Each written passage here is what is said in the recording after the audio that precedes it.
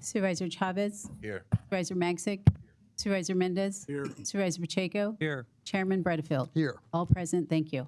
Good morning and welcome to the Tuesday, June 16, 2026 meeting of the Fresno County Board of Supervisors. We'll begin with the invocation and a flag salute. The invocation will be led by District 4. After the invocation, please remain standing for the flag salute. Okay, I don't think is Pastor Ed Forsythe. There he, Okay. on up. Lead us in the Pledge of Allegiance when you get done with it. Okay. Heavenly Father, we come before you today in the name of Jesus Christ, asking your presence and guidance over this meeting today. Lord, you're the giver of wisdom and the source of all truth. We ask that you would lead the supervisors and all who serve Fresno County with clarity, with courage, and compassion. Help them to seek the good of every resident, especially the most vulnerable, and to steward the resources of this county with integrity and with justice. Grant them unity where there is division, understanding where there is disagreement, and peace in the midst of pressure and challenges. May their decisions reflect the heart for righteousness, mercy, and humility. Protect those who live and work in Fresno County, our families, our first responders, our schools, our businesses, our farms, and even our fields. Bless the community with safety and opportunity and hope. Above all, may everything said and done here today be honoring to you. We entrust this meeting, our leaders, and even our country in your hands, God. We pray this prayer in the mighty name of Jesus Christ. Amen. Amen. I pledge allegiance To the flag of the United States of America, liberty of which it stands, one nation, under God, indivisible, with liberty, justice for all. Thank you. Agendas are on the back table for anyone wanting to follow along. Madam Clerk, the first item, please. Item number 1, approve agenda. Mr. Chairman, members of the board, members of the audience, item number 9 is deleted from your agenda. Okay, is there a motion and a second to approve the agenda? All in favor? Any opposed? Passes unanimously. We now move to item number 2, approve consent agenda item numbers 35 through 81. Okay, these matters are routine in nature, usually approved by a single vote. Would any board members like an item removed from consent for discussion? Supervisor Magsic. I need to pull items 45, 73, and 75, and I just need to recuse myself because of the Levine Act. Okay, anyone else? Mr. Chairman, Supervisor Pacheco would like to pull items 45, 73, 38, and 11's on regular. He'll be recusing himself on item 11. Okay, thank you. Any other members? Would any members of the public like an item removed from consent for discussion? Seeing none, is there a motion and second to approve the rest of the consent agenda? All in favor? Aye. Any opposed? Passes unanimously. I'm sorry. Those items, consent items that were pulled, will follow item 5. Okay, We now move to item number 3 under the Board of Supervisors, presentation of retirement plaque to Stanley Dolan, Library Department, 23 years of service. okay, and the library is here to present.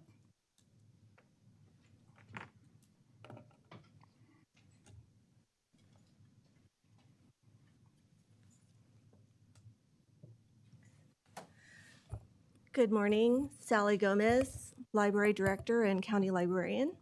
We're excited to be here to honor one of our longtime staff members who's in retirement happily now, Mr. Stanley M. Dolan.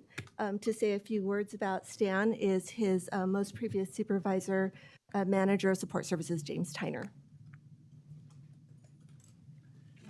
Good morning, supervisors. I'm honored to be able to talk about Stan. Just to give you a little bit of background, Around 2002, Stan and I first met. We were working at the Gillis Library over on Fruit in Dakota. For those who don't know, it's a medium-sized library, but it's very busy. It's in a very urban district, low-income area, but it serves a huge purpose, and there's a great need in that area.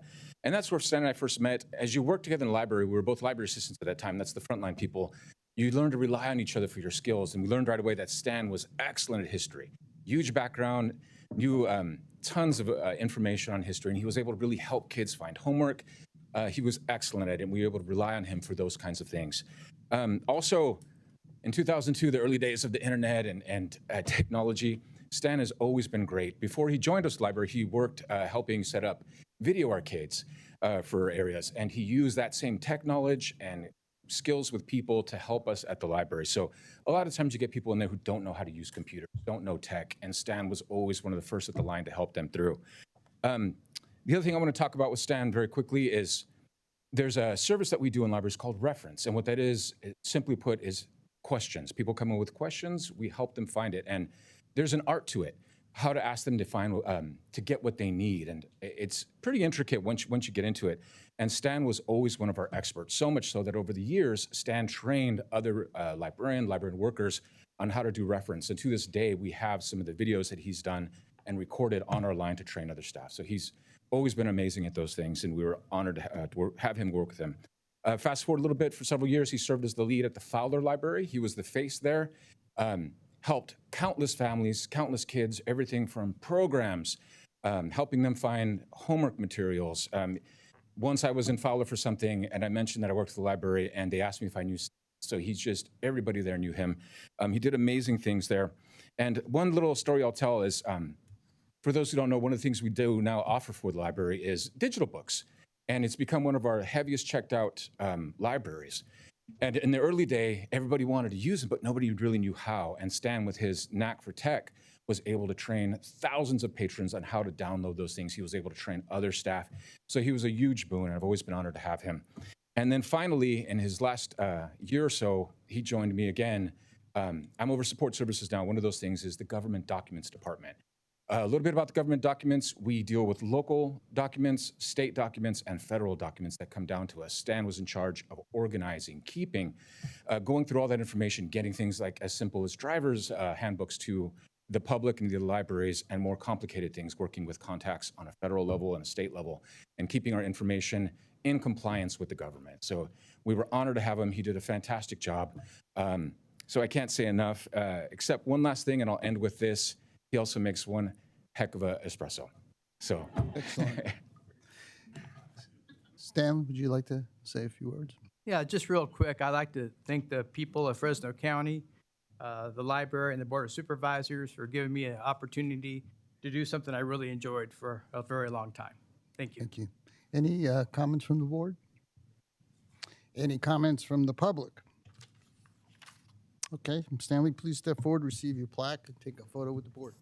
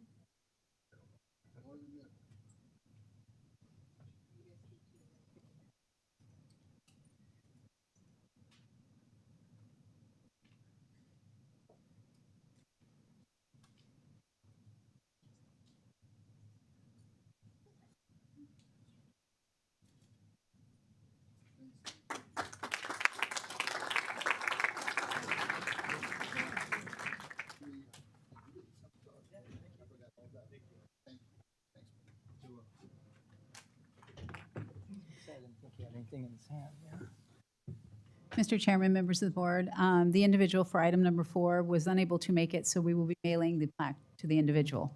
We now move to item number 5 under the Board of Supervisors, presentation of retirement plaque to Jeffrey Hooper, Sheriff Department, 26 years of service.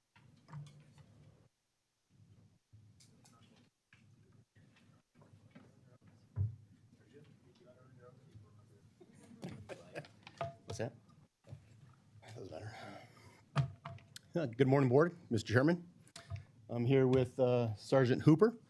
Sergeant Hooper has dedicated more than 3 decades of his life to law enforcement, exemplifying an unwavering commitment to public service and protection of our communities.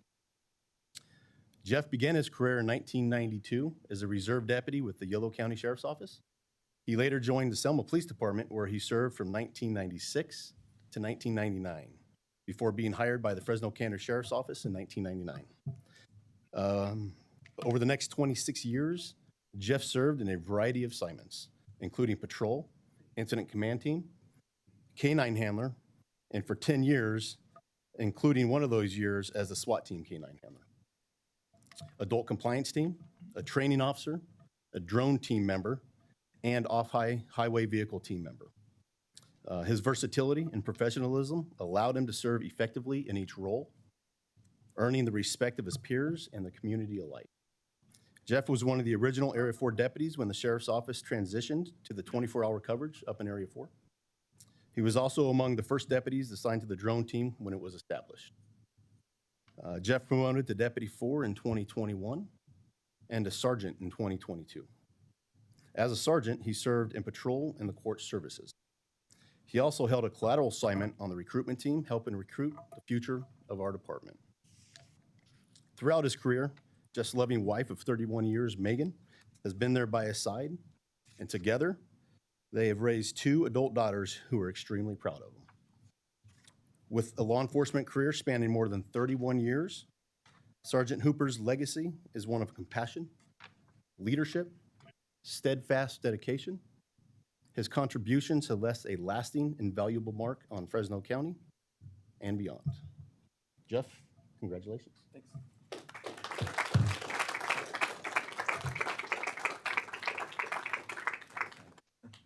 Thank you, Board. Sheriff's Department, Tony, Captain Purcell, everybody else that's here. It's been a wonderful tour, so to speak. Just a kid from Nebraska. When I graduated, I did the DARE program back then that got my interest in law enforcement. I did a few ride-alongs and I was hooked. So I've been doing this ever since. I came from Sacramento. I got hired with Selma, and then I got picked up at the Sheriff's Department in '99, and I never looked back. It's been a pleasure working for the citizens of Fresno County. I've been in one day, I've been in Coalinga and all the way up to Huntington Lake with the dogs. So I've been all over the county in one day and all over my career. So it allowed me to help raise my girls. I do have one other girl that's in New Zealand right now. She couldn't make it, but it's allowed me to afford the raising them safe, secure, and I just want to thank everybody. This was unexpected to hear all of that. So thanks, sir. And thank you, sir. I appreciate it. Everything.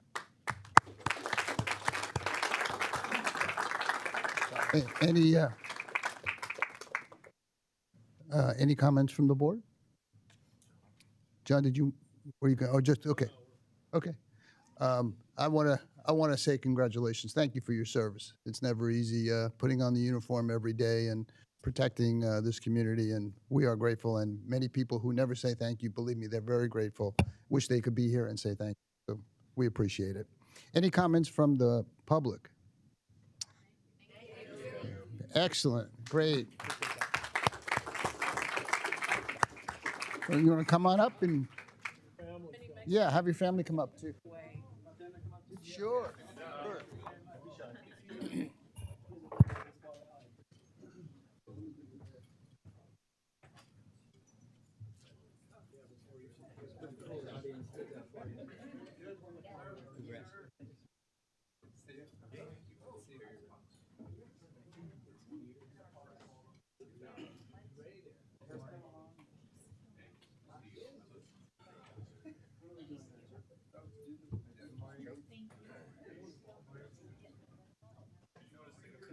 Right in the middle, Jeff.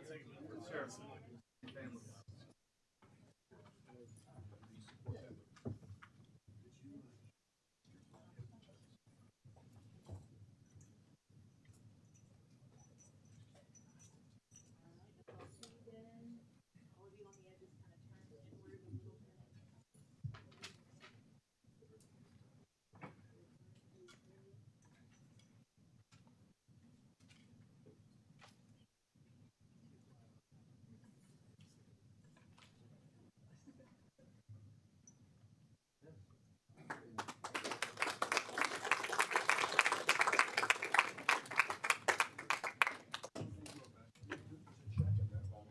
Yeah, no, I already looked. There's none. Yeah.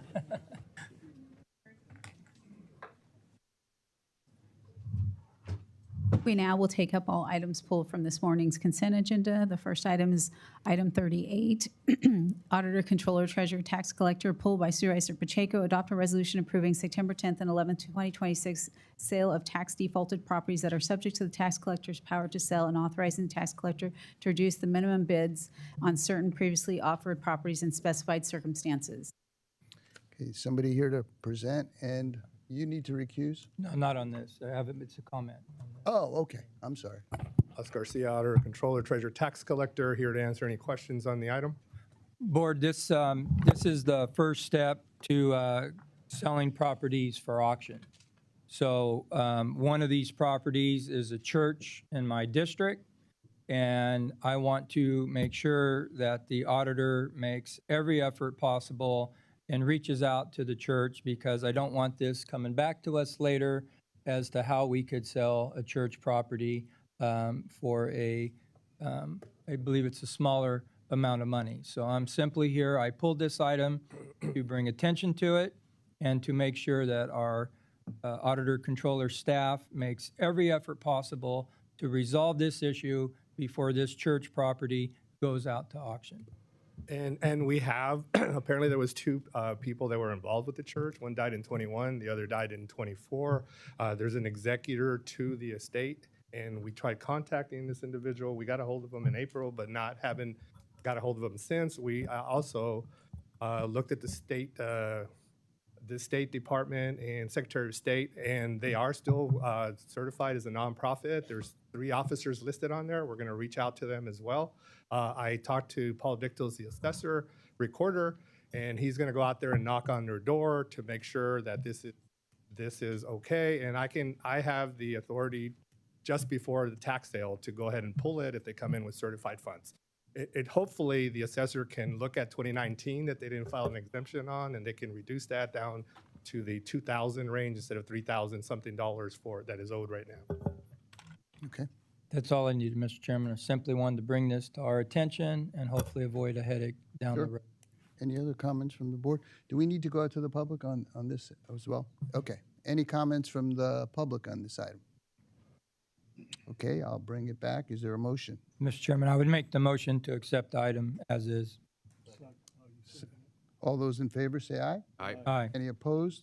Passes unanimously. Thank you. Thank you.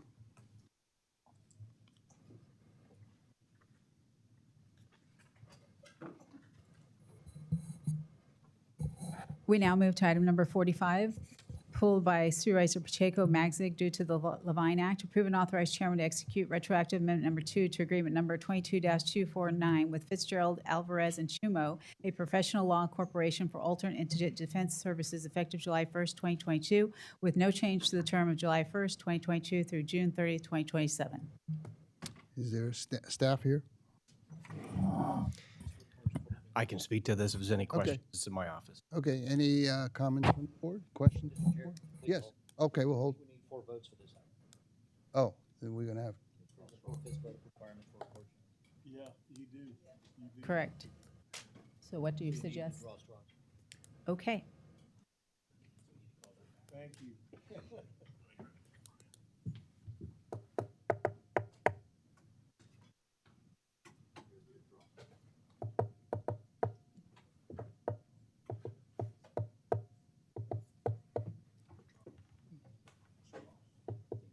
You need 4. Paper, rock, scissors. Ready, Bernice? Yes. Waiting for the straw. for the materials. Flip a coin.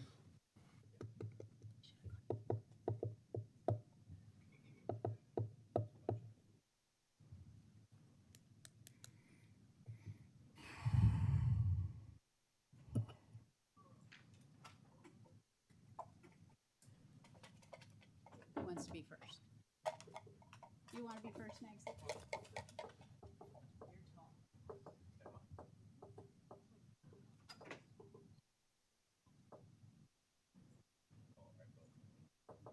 He took them both.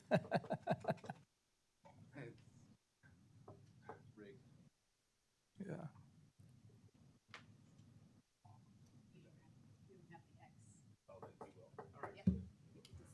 I stay? Yes.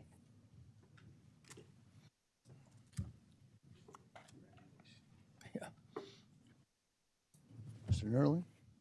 You have I any- don't have a presentation. I'll answer any questions you may have. Any comments? Questions? Well, let me go out to the public first. Anybody from the public wish to address this item? Okay, I'll bring it back to the board. Motion to approve? All those in favor say aye. Aye. Any opposed? Passes unanimously. I'll wait for Supervisor Magsick to come in. Make sure you have the minutes clearly documented, Bernice, I- because I'm sure they'll use this on me going forward. Yeah, looking to throw anything. So, Okay, next item, please. yeah. We now move to item number 73, pulled by Supervisor Magsick and Pacheco due to the Levine Act. Approve and authorize chairman to execute a retroactive revenue agreement with the City of Avenal for dispatch services for the City of Avenal Fire Department through the Fresno County Emergency Medical Services Communications Center. Good morning, Board. I'm Joe Prado with Fresno County Department of Public Health to answer any questions you may have. Okay. Any comments, questions from the board? Any questions or comments from the public? Bring it back. All those in favor, say aye. Passes unanimously. I'll wait for,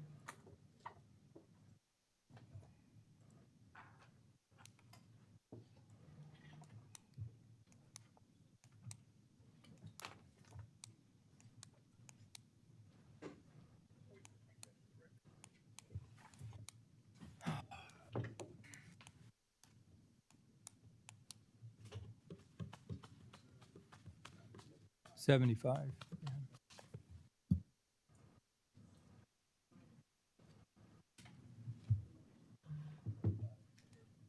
okay, we now move to item number 75, pulled by Supervisor Magsick due to the Levine Act. Under Administrative Policy Number 34 for competitive bids or requests for proposal, determine that an exception to competitive bidding requirement under AP 34 is satisfied and a sole source suspension competition is warranted.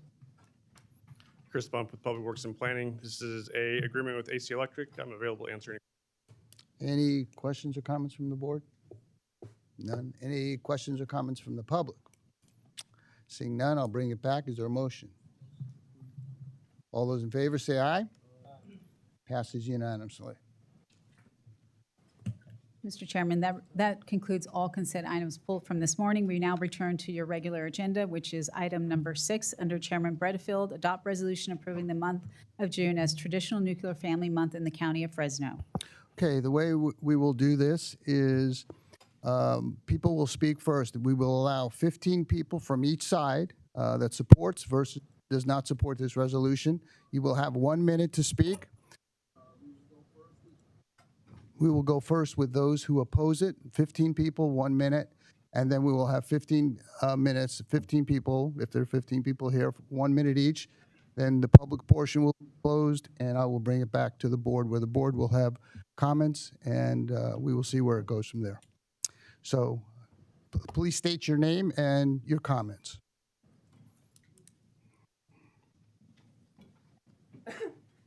Always difficult to get this. Oh, I think the timer's showing the wrong time.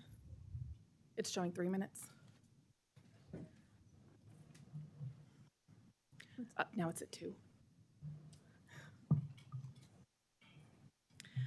Good morning, Board. My name is Bree Walker, and I'm a constituent in Supervisor Magsig's district. Today, I've come to speak directly to him. Supervisor, last month you asked a number of practical questions about a particular agenda item. I appreciate the facts and figures approach you seem to demonstrate, so please allow me to provide some facts and figures on this proposed resolution. The resolution claims that the traditional nuclear family has been the bedrock of society since the creation of the world. This is false. Throughout the entirety of recorded and pre-written human history, the traditional mode of existence has been the extended family, where multi-generational family units that include cousins, in-laws, and other relations lived in the same property and shared childcare. This is true for hunter-gatherer societies, medieval peasants, and early American settlers alike. The concept of the nuclear family did not exist until 1908, when famous psychologist Sigmund Freud coined the term nuclear family concept to explain why little boys wanted to sleep with their mothers. The use of the term spread through Freud's students, but was always used to describe the source of personality disorders and sexual dysfunctions. In the 1950s, the term evolved to describe a crisis, the isolation of the family. Please vote against it. Thank you. Thank you.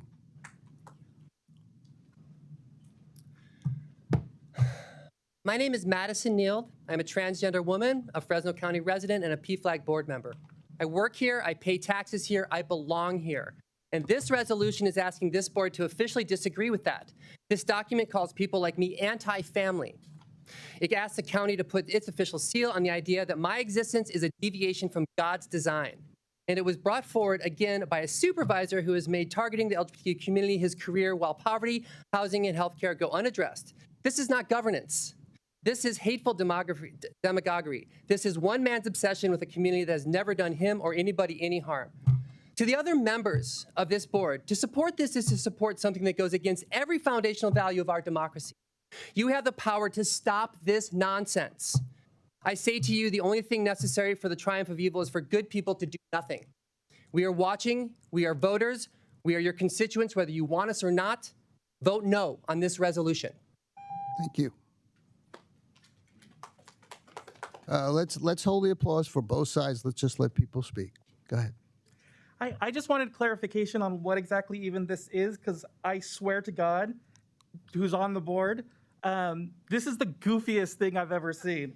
Like, seriously, are we gonna like have Clark Gable is the greatest BD's appreciation next month? Are we gonna get together in September and all do the hand jive? Like, this is a term from the early 20th century.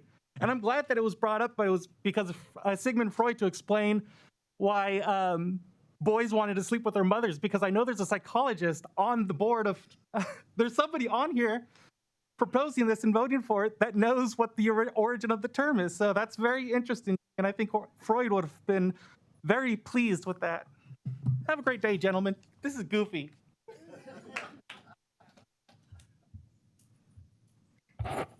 Hi, my name is Vicki Young, and I live in Mr. Butterfield's district. I am coming to oppose the traditional nuclear family month because I think it's ridiculous. It's like saying we're going to acknowledge that Saturday and Sunday are the weekend. This is our cultural norm. I grew up in a traditional family, at least until the age of 5 when my parents were divorced. And then it was non-traditional because I had divorced parents. But it didn't mean my family was all that much different from 50% of the other people that got married. And as I've grown up, I have found that people that love their family and love their children can do just as much good or just as much evil to their children as a regular heterosexual person, which I am. Thank you. So, anyway. Thank you. Reverend Tim Kutzmark from the Unitarian Universalist Church of Fresno. Just because someone speaks these words does not mean they are true. Just because someone writes these words does not mean they are true. Just because some of you may vote for these words does not mean these words are true. I lift up the words of the Reverend Dr. Martin Luther King. I believe that unarmed truth and unconditional love will have the final word. Thank you. Hello, my name is Kalia Metcalf. The language of this proclamation is purposely inflammatory and inaccurate. If you allow this proclamation to go forward as it currently is, then you're setting into the record falsehoods and cruel statements that have no place being part of the official record. Extensive studies from major health and psychological organizations find that no significant differences in the emotional well-being, cognitive development, or behavioral adjustment of children from non-traditional family structures. Decades of scholarly consensus supported by the American Psychological Association and the American Academy of Pediatrics confirm that children of same-sex parents are as psychologically healthy, happy, and well-adjusted as those raised in opposite-sex parents. Children from same-sex households frequently demonstrate high levels of academic achievement. Comprehensive analysis, such as the Cornell University's What We Know project, shows us that overwhelmingly scholarly data refutes past assumptions that a mother-father binary is strictly required for healthy child development. Let's have a month where we celebrate family in all of its varied forms. That sounds great, as long as all families and their myriad of iterations are welcome. Thank you. Thank you. Good morning, Reverend Simon Biasel with the Big Red Church. Blessed is the mom who takes her children and flees for their life. Blessed are the grandparents who raise their grandkids so that their mom can make it through nursing school. Blessed are the men who welcome their adopted daughters into the safety of their home. Blessed is the woman who endures IVF, and blessed is her wife who gives that baby her name. And woe to the poisonous, the slimy, and the lukewarm, self-righteous hypocrites, for they will miss out on joining the family of God. Thank you. Good morning, board. I'm Alfred Aldretti. Supervisors, colleagues, community members, I stand before you here today not to diminish any family, but to ask a simple question. Who gets to be seen? Who gets to be celebrated? Because when we declare 1 month for one kind of household, we aren't just making a proclamation, we are drawing a line. And on the other side of that line, there we place a single dad working double shifts, a grandmother raising her grandkids, 2 moms at the PTA meeting, the foster child who's finally found stability in the blended family. That doesn't fit the 1950s script. This resolution isn't about honoring family, it's about narrowing family. And in a county as richly diverse as Fresno, narrowing is not leadership, it's erasure. Let's call this for what it is, a continuation of a pattern we've seen too many times from this dais. From the author, Supervisor Bredefeld, has a documented history of targeting LGBTQ families. Thank you. No small dick energy.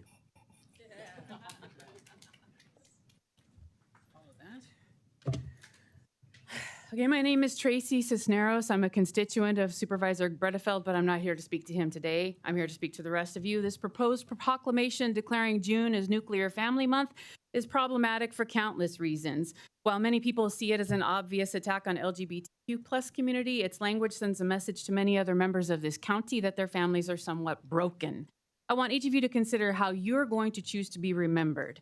More than 40% of households in this county are led by single parents. More than 30% of county residents don't even identify as Christian. Thousands of children in this county are being raised by grandparents, extended family members, guardians, foster parents, and other loving caregivers. Those families are part of your constituency too.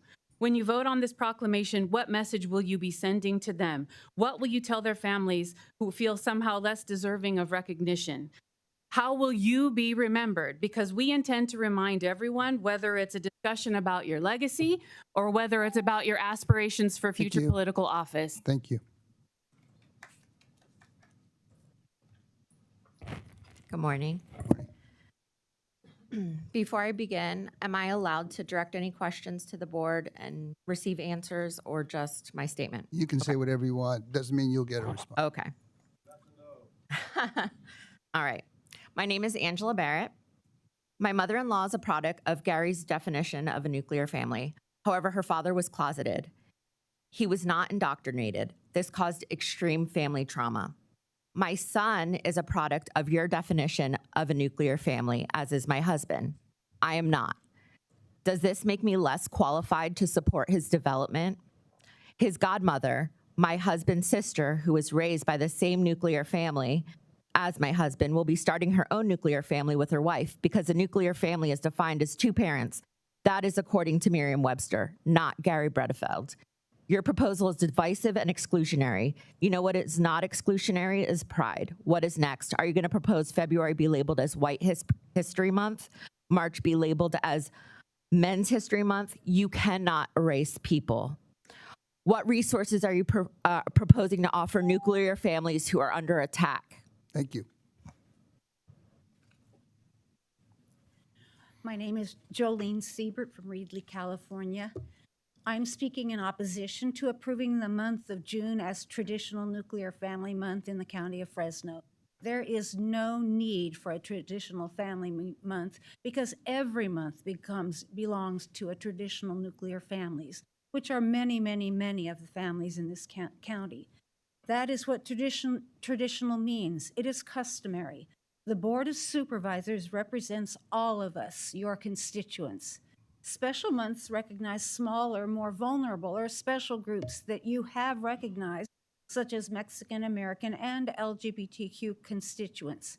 Keep June Pride Month support all families. Thank you. Good morning, Cynthia Reese, member of Fresno County. You know what? I believe families should be celebrated, but celebrating one type of family should never diminish. Another family, right? June is Pride Month. It is not about claiming special status, placing one group above another. It exists because our people are Americans, spent generations fighting for the simple right to live openly, safely, and equally. Pride is a celebration of equal rights, a recognition of hard-won progress, and a reminder that every person deserves freedom to live authentically without fear. When the people hear this proclamation, they're not going to hear that they're going to not hear that it's a celebration of families. They're going to hear that their families are somehow less worthy of recognition. They will hear that they don't fully belong. Whether that's the intent or not, that's the impact. LGBT people are not outsiders. They are neighbors, coworkers, friends, parents, children, family members. They live here, they work here, they raise families here, and they belong here. The question before you is not whether families matter, because they do. The question is whether Fresno County will choose to embrace all families or just more than others. Thank you.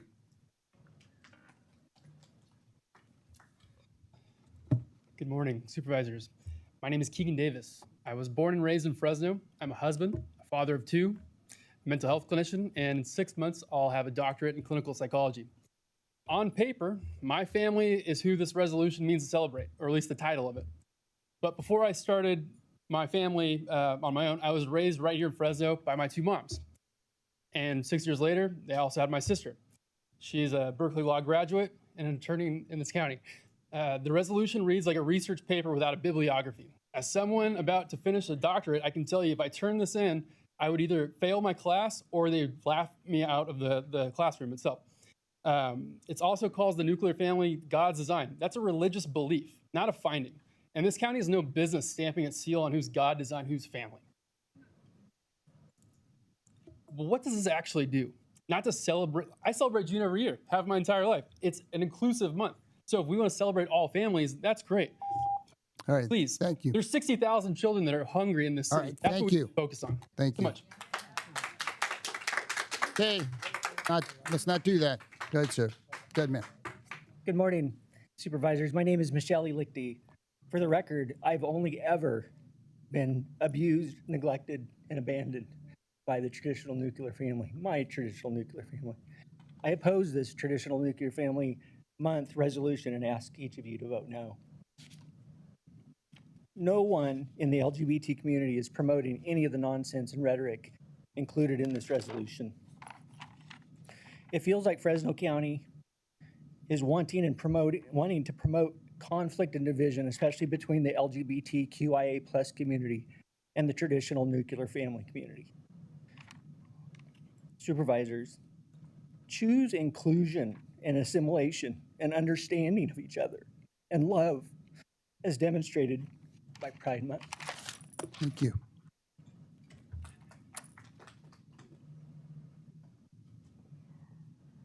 My name is Caitlin Bulger, and I have one of the traditional nuclear families you claim needs special attention. Mom, dad, 3 kids. We're exactly the type of family you claim needs protection, with some notable exceptions. I am an openly queer woman and the very proud parent of 2 queer children, and my family is no less valid than any other. This blatant attempt to overshadow Pride Month shows just how little you truly care about families. LGBTQ individuals need the support of both their families and communities to ensure the safety of this and future generations. Traditional families have never come under attack. Queer families have and continue to. The absurd assertion that the LGBTQ community is trying to indoctrinate children is demonstrably false. What we are doing is showing children that who they are and what they are is okay, and that they are loved no matter what. There are countless children out there who truly believe that they are better off dead than being gay or trans, in no small part due to communities proposing and passing this kind of motion. Thank you. Hi, my name is Caitlin Rowan. Gary, I just wanted to come up here, let you know, and oppose this legislation that you're trying to pass. But I also want to let you know that I am an advocate. I'm here, and I am not going to let up on you personally. And I also want to let you know that you are violating the Brown Act from what I have researched by doing the 15-15 without doing a sign-up sheet or anything. So I'm not going to let up on you. I'm going to keep coming at you and hard. Okay, thank you. Last person. Good morning, Chairman Bredefeld, members of the board. My name is Riley Telford, SEIU Chapter President. And I'm just here today to say that I'm just disappointed. We're here to govern, and we're bringing in culture wars into county government. And I'm highly disappointed that meeting after meeting, all I keep hearing is culture wars being brought into the county government instead of just taking care of the business of the county. Thank you. Thank you. Next, we're going to have, if it continues, you'll be asked to leave. We're going to hold the same standards to everybody who speaks. Next, the people who are supportive of the.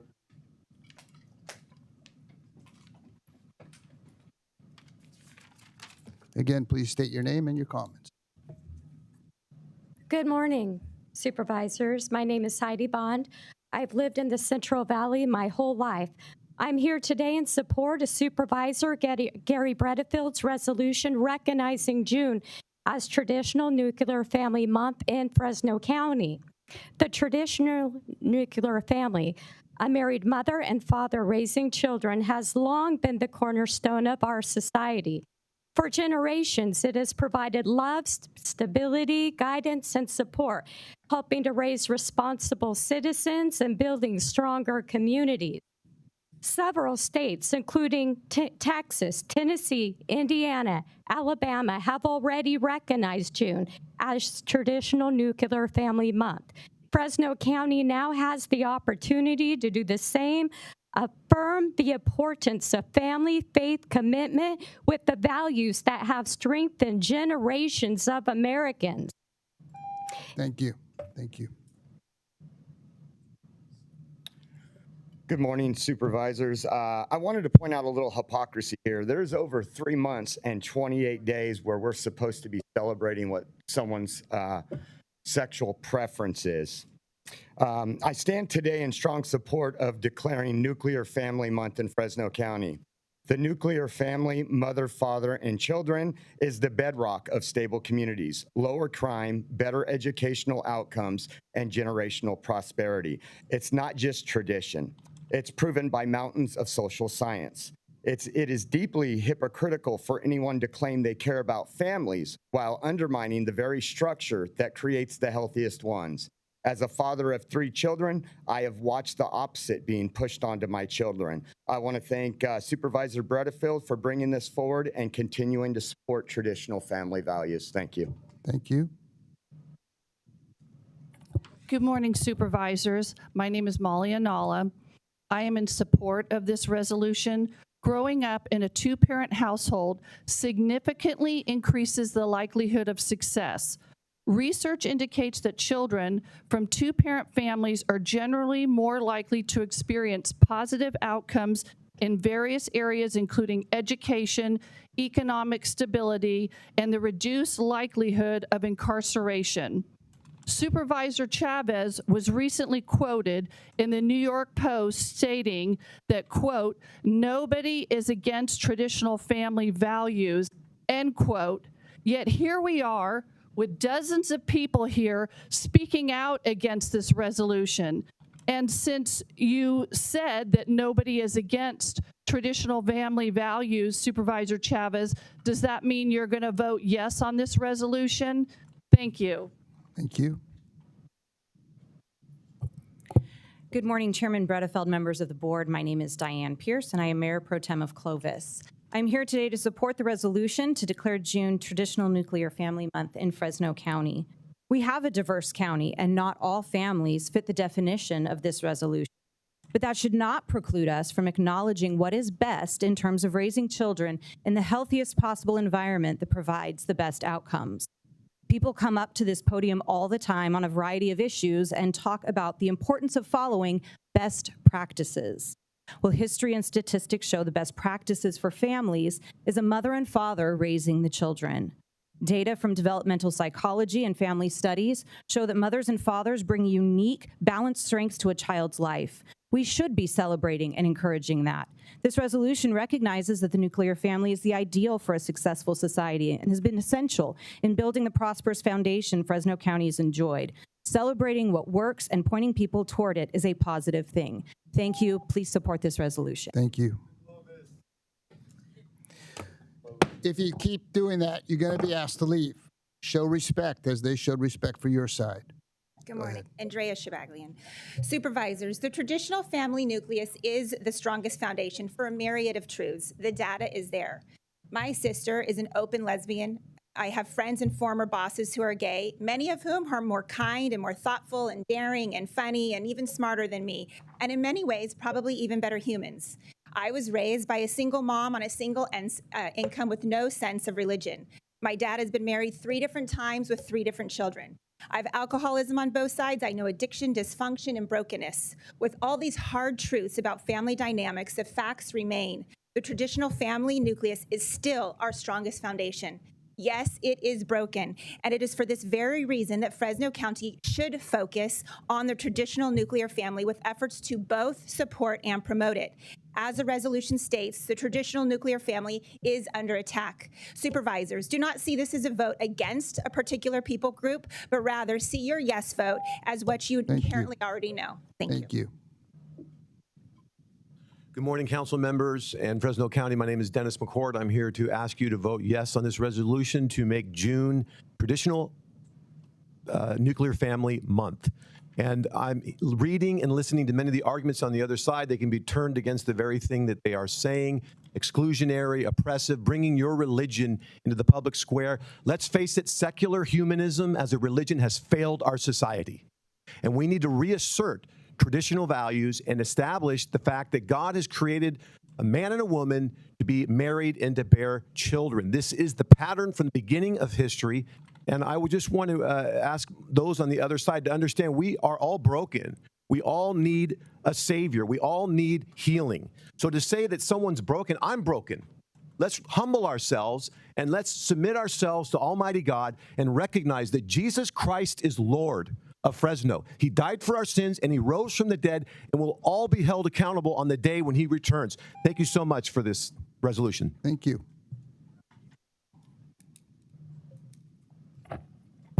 Good morning, Chairman Bradfield and Board of Supervisors. Thank you for this opportunity to speak on this issue. In a time of increasing family diversity, a nuclear family month can serve as a reminder of the traditional family's role model in our society, also providing a counterbalance to the trends that some view as undermining family structures. A dedicated month can encourage community events, workshops, discussions, and also strengthen family bonds, promoting family-oriented activities. It also can provide a platform for sharing resources and support networks for families, enhancing community cohesion and support systems. And for these reasons, I'm asking the Board of Supervisors to support the resolution. Thank you. Thank you.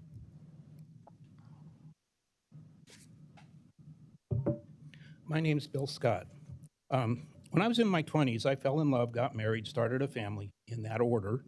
I don't have any children from another mother. My wife doesn't have any children from another father. In September, we'll celebrate our 50th anniversary. I never got a free phone, free food, help paying my mortgage, forgiveness on anything. I've never quite qualified for any government program, except the program where I pay taxes for all those others. I've never had a celebration or a thank you. So I hear someone wants to introduce a traditional family month to celebrate my way of life. No one's offering me any money. I'm not being taken out for dinner. I don't even get cake and ice cream. But look at all these people that are all upset that the county just wants to say thank you. Well, I want to say thank you to you for thinking about me. The only thing I would change, if I had a say, is make it the month of July, because people like me are strong patriots. To have this associated with the 4th of July would be like icing on the cake I didn't get. Thank you. Thank you. Good morning. Thank you, Supervisor Bredefeld, for bringing up this great topic of Traditional Nuclear Family Month. Families are the whole point of life when you think about it. Our churches remind us of this. Charlie Kirk reminded us of this. And we instinctively know that we need to replace ourselves. I've been married for 54 years. I have 3 children and 4 grandchildren. I couldn't figure out why I had so many friends that had sons and daughters in their 30s and 40s that weren't getting married. I realize we just don't emphasize marriage and families like we should. Let's celebrate nuclear families. Let's make it the gold standard to attempt to achieve. There are lots of ways to accomplish this, but a mother and a father in the home makes life easier, more productive, and more economical. Families are like mini governments in a good way. There's an executive, a strong leader, lawmakers. We give our children rules to live by, and a judiciary. We help our kids understand right from wrong. Families make a stronger fabric of life and a stronger community. Please pass this resolution. Celebrate Traditional Nuclear Family Month. It is very necessary. Thank you. Hi, hi, I'm Cindy Fukuyama, and I want to focus on something that I hope will bring us all together for a moment. Every one of us in this room all came from a nuclear unit. 2 men or 2 women cannot produce a child. Even medically, it takes sperm from a male and eggs from a female. That cannot be denied. Are nuclear families perfect? No. I myself have been through a divorce, raised a couple kids. It's not easy. And we know the divorce rate, and we know all the ills, like the other woman spoke of, that befall all families. But this is why we need to support the nuclear family. They are worth fighting for. Strong nuclear families build strong communities build strong states build a strong nation. Our country has been celebrating Pride Month for 57 years. I think it's time to also celebrate the nuclear family. Thank you. Good morning, Chair and members. My name is Jonathan Keller. I'm the president of California Family Council. We're a state-based public policy organization representing thousands of churches and millions of Californians across the state. I rise today in strong support of the resolution. A society cannot truly celebrate everything at once because some things point in opposite directions. We can honor what holds families together, or we can honor what pulls them apart, but we cannot pretend they are the same. They are actually opposites. This resolution chooses the side of faithfulness. It honors the mother and father who choose to stay dedicated to each other and to their children and raise the next generation together. This is not a statement against anyone. It's a statement for something, the oldest and most enduring institution in the world, woven into the very fabric of creation itself. Even here, there are lots of wonderful alternatives to Pride Month, but ultimately today, Fresno County can choose to light a candle instead of cursing the darkness. We can tell our families, all of our families, you matter here. Thank you. Okay, anyone else from this side? We had 11. Okay, then are you coming up to speak? Okay.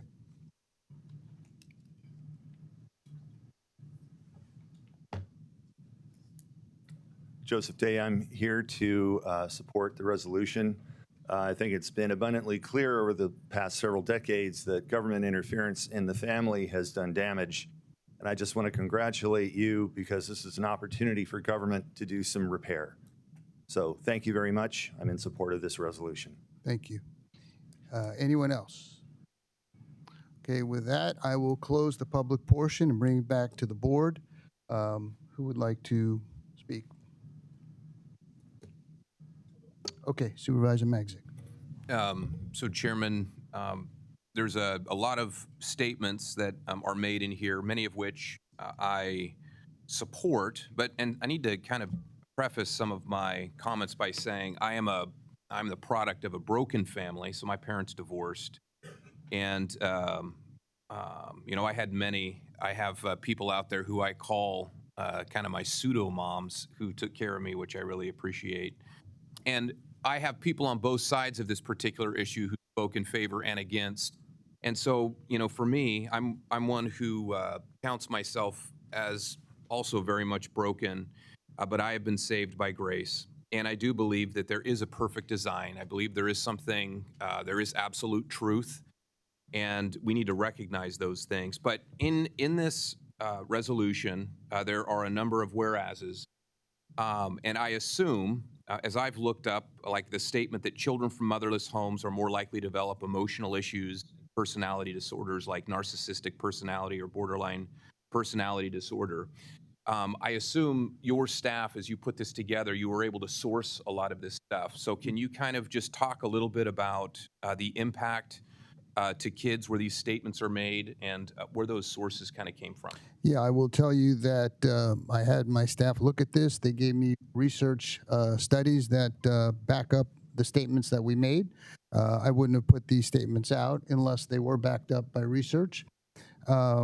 And so it's very clear, and I think it's also common sense that children growing up without a mother or growing up without a father has adverse impacts on them.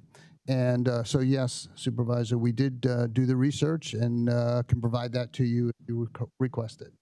And for me, I'll wait until I hear from comments from my colleagues. There is a small modification that I'm going to make to the, or suggest that we make to the resolution, but I'll wait until I hear other comments as well. Sure.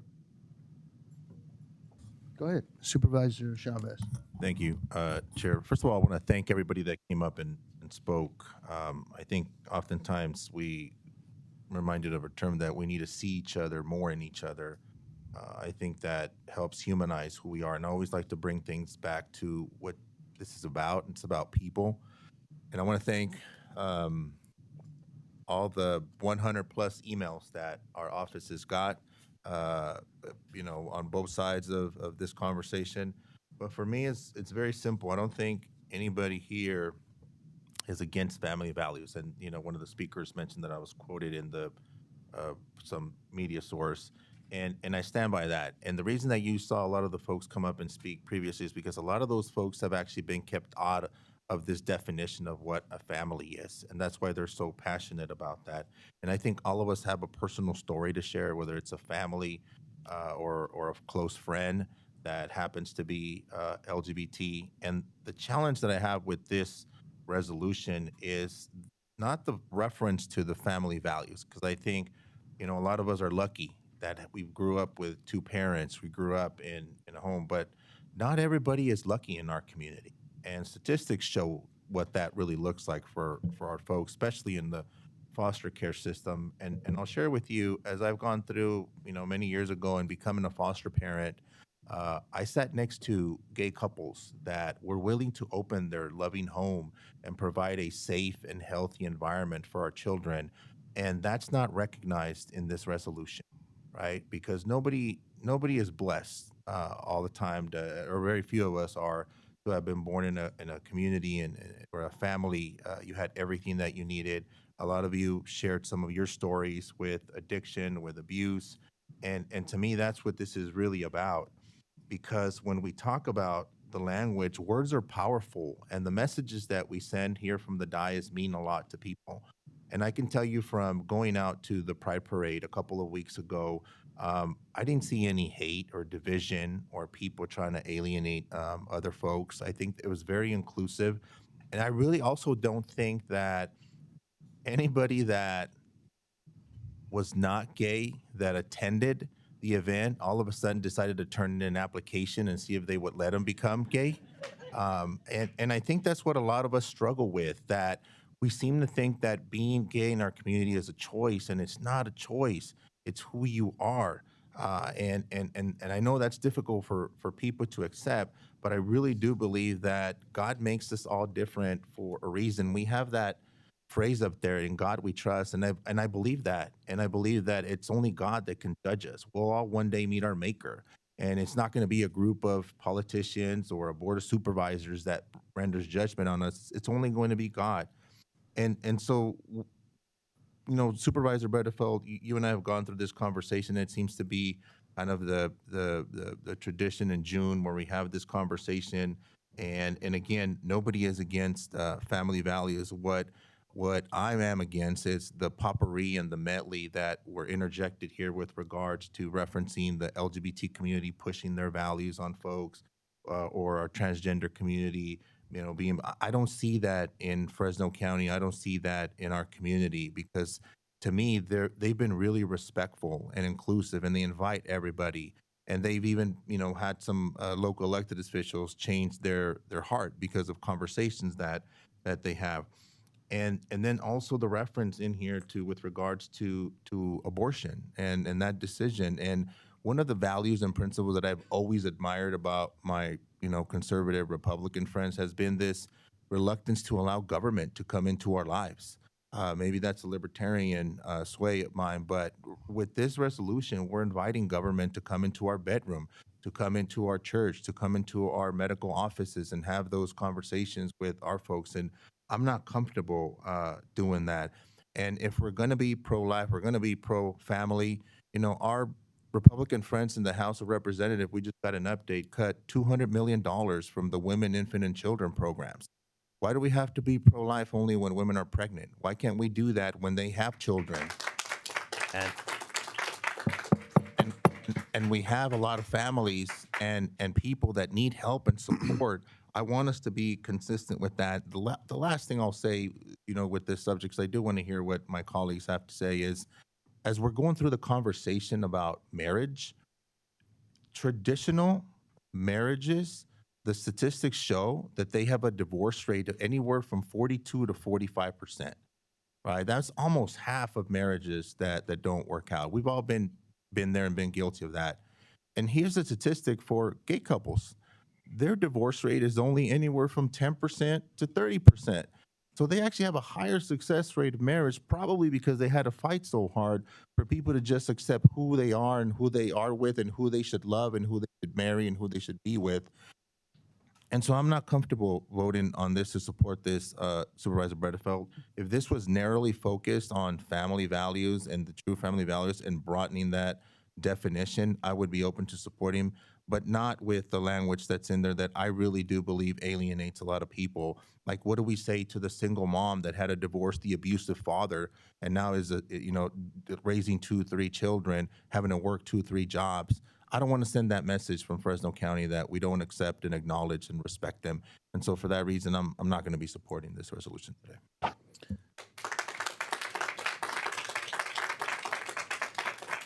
Supervisor Pacheco? Or Super. Could I say anything, buddy? You want me to go first? Yeah, I'll do it. At all of my colleagues, it's widely known, I say the least up here and have done that for 12 years. I try to listen, be respectful, and then only speak when necessary. I think that has to do with kind of our uprising or upbringing on a farm. We just do our work. And I think when Supervisor Mendez and I came here for 12 years, we just did the public's business. And we kept politics, for the most part, out of the boardroom. And what I've come to know over the last several months, as I make an attempt for higher office, supervisors, one of the highest offices, maybe there's state education's the same, where it's a nonpartisan office. And you don't put a label by your name, you just come here and you do your work and you govern. We're here for better roads, public safety, make land use decision, and improve the quality of life. And we're stronger when we work together and focus that and don't put labels by our names for all of the people in Fresno County. And being here, as a lot of people said, Fresno's a pretty diverse county, and we represent people from every walk of life. And I've spent the last 12 years, and I want to leave on that note, that I'm here to bring the community together, to not divide it, to not define it, and to just do our job. And I would agree, Supervisor Bredefeld, in an ideal world, maybe we'd have one father, one mother, and one family. But Supervisor Chavez said it best, half of those ideal families in divorce anyway. And that's just life. And we don't live in an ideal world. And through no fault of their own, there are single parent families that do the best they can with their situations. And one of the speakers said it best, some are by choice and some are by consequences. And as much as we want to control our lives, we can't control everything, but we got to do the best with what's been given to us. So I would simply say we're a diverse country, we're a diverse state, and we're a diverse county. And we have more than one kind of family. And families come in many, many shapes and sizes. And we should be caring for one another and not proclaiming one family as superior over another. So I support June as Family Month. We just shouldn't have the audacity to define what that family is or is not. Love defines the family, and it's not the definition of a nuclear family. And I just want to leave it at that, and would hope that we can go back to the way it was. You know, you're getting older when you reflect and look back, but I want to go back to just governing and get the politics out of the boardroom. And maybe we can do that, and maybe we can't. But I don't see how this improves the lives of anyone in Fresno County, or how it lets us do our job any better in doing our core duties. And it just gets everybody upset. Thank you. Okay, Supervisor Mendez. I think there's been some good points brought up. One, which, you know, I truly believe in, is that there are single moms and single dads doing the best they can, you know, to raise their children. And you also have, in today's world, a lot of situations where the mom and dad don't live together anymore, but they have joint custody, and the kids are going back and forth. You know, and that's a kind of a full-time job for the court to keep that monitored, and hopefully, you know, if there's not a lot of, you know, complaints from one parent or the other, you know, that's just part of how society is. And I think, I don't know what Supervisor Magzik was going to say, but I'm sure he's got something that, I think if it was changed, I think could help, you know, bring us together on the where is. You know, so, you know, Brian said he doesn't speak a lot. I speak less because I like just getting to the point, you know. Sure. But there's I think it's sad, though, that we have people that are so thin-skinned anymore that just any little thing, you know, just sets them off. Okay. So anyway, I'd just go ahead, Gary, and I know you haven't talked yet. No, that's okay. No, I'm good. Okay. Nathan, did you want me to speak first, or did you want to make a? Okay. Okay. So I want to thank everyone for being here today. This resolution was inspired by similar efforts across the nation, and in my view reflects the values and concerns of many families here in Fresno County. I want to be very clear about what this resolution is and what it is not. This resolution doesn't take away anything from anyone. It doesn't prohibit anyone from celebrating holidays or any other event. It doesn't restrict anyone's rights, nor does it prevent anyone from living life as they choose. What it does do is recognize and celebrate an institution that has served as the foundation of civilization for centuries, the traditional nuclear family. And there's a reason societies throughout history have recognized the importance of strong families. This is not simply a matter of tradition. It's supported by decades of research. Study after study has found that children generally achieve the best outcomes when they're raised in stable homes with both their mother and father. Researchers and government agencies have linked family instability and the absence of a father to higher rates of poverty, behavioral problems, school failure, juvenile delinquency, substance abuse, homelessness, and youth suicide. None of this is meant to diminish the extraordinary work of single parents, parents that share custody of their children following divorce, grandparents, foster parents, and others who often make tremendous sacrifices for the children in their care. Many children raised outside of traditional family structures grow into successful and productive adults. We recognize these families and the critically important role they have in raising healthy children. But we also recognize that the traditional nuclear family has been foundational in our society from the beginning of time. The nuclear family has provided the necessary structure, financial stability, emotional security, and role models to help develop healthy children. Strong, healthy families are one of the greatest predictors of positive outcomes for children and one of the strongest safeguards against many of the social challenges we face as a society. If we're willing to celebrate causes that strengthen our communities, then we should also be willing to celebrate the institution that has done more perhaps than any other to raise healthy children, reduce poverty, and provide stability for future generations. This is why states like Tennessee, Florida, Indiana, Arkansas, and Alabama have initiated similar resolutions as the one before this board today. And I have no doubt more states are going to follow. Over the last several years, I've heard from countless mothers, fathers, grandparents, and community members who feel their traditional values are increasingly being dismissed, marginalized, or treated as outdated.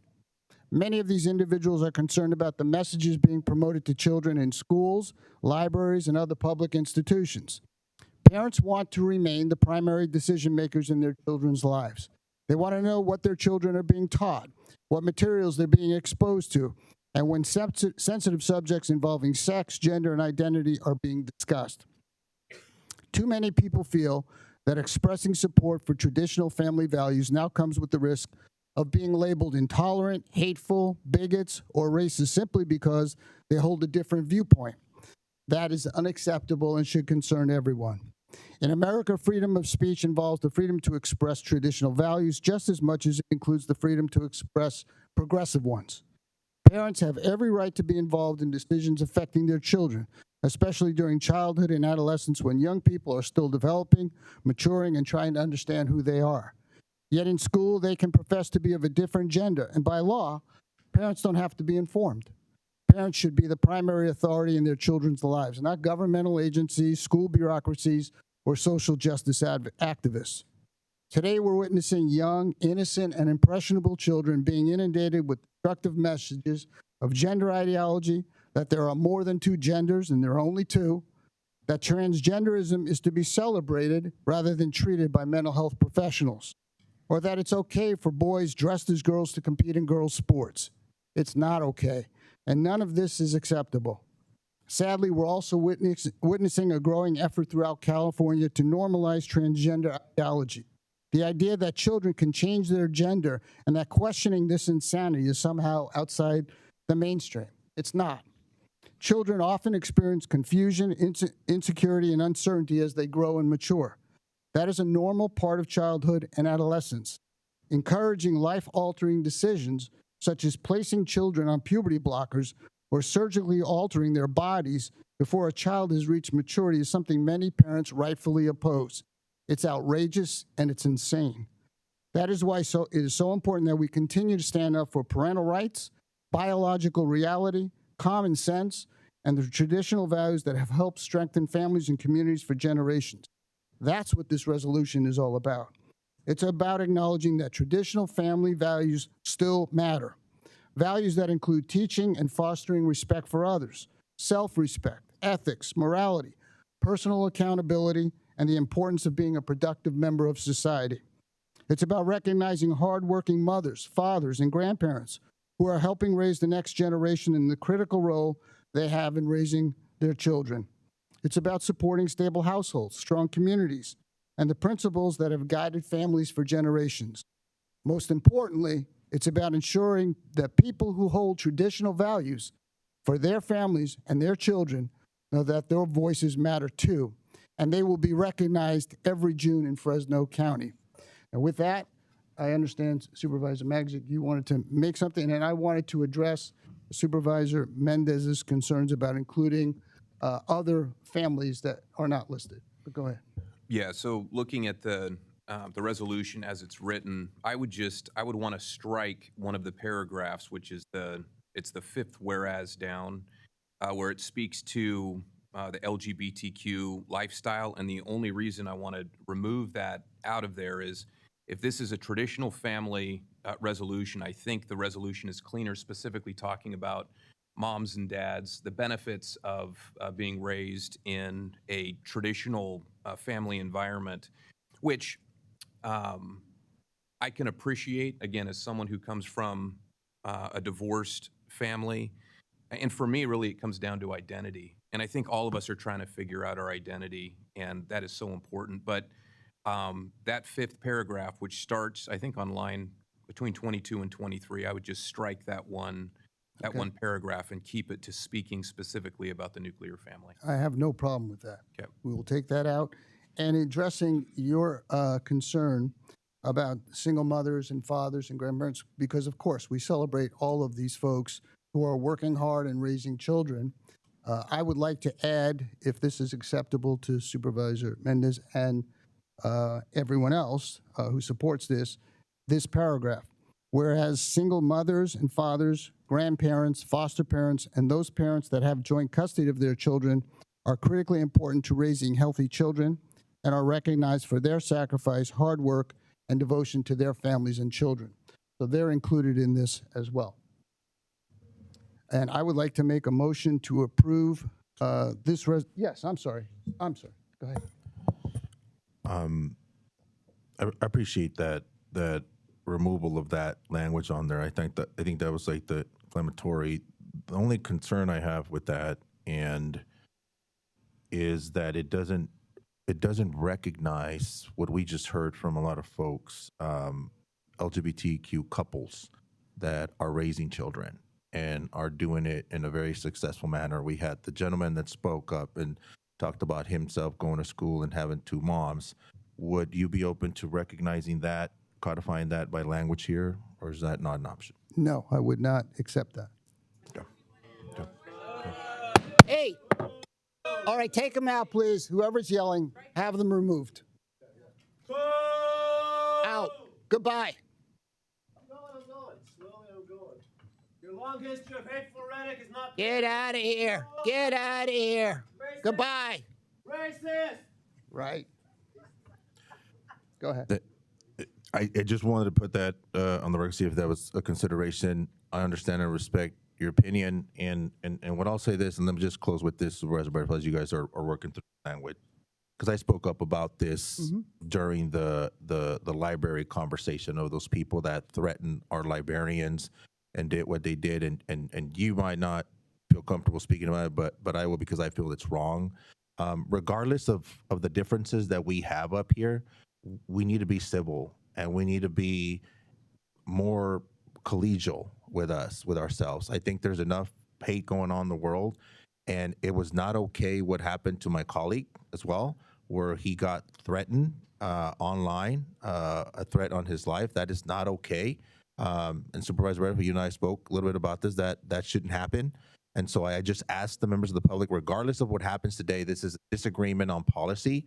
It's not personal, or it's not a personality issue up here. So please be respectful and please show respect to the people that came up and spoke, because I think a lot of people had some great points.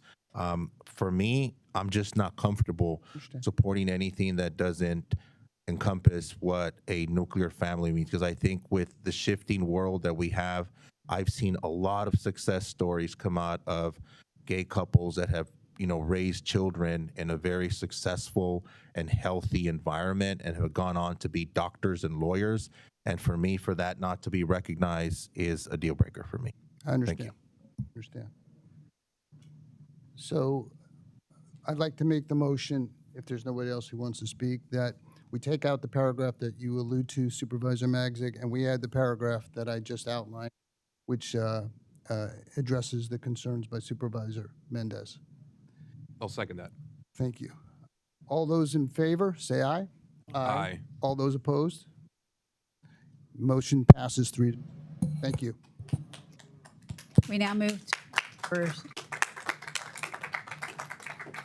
Okay, ready to move on. We now move to item number 7 under Behavioral Health. Approve and authorize chairman to execute the Fresno County Behavioral Health Services Act Integrated Plan 2026-2029, which will be submitted to the California Department of Health Care Services and the California Behavioral Health Services Oversight and Accountability Commission.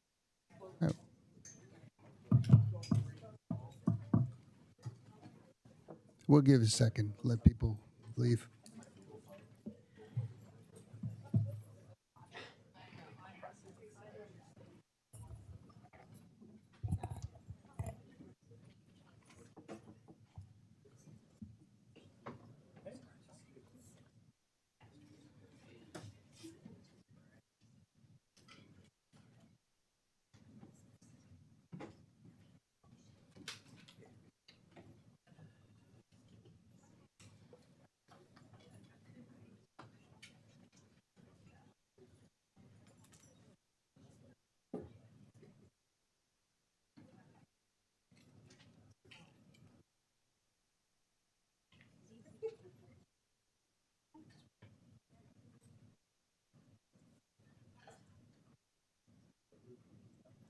Just wait a moment for Supervisor Mendez.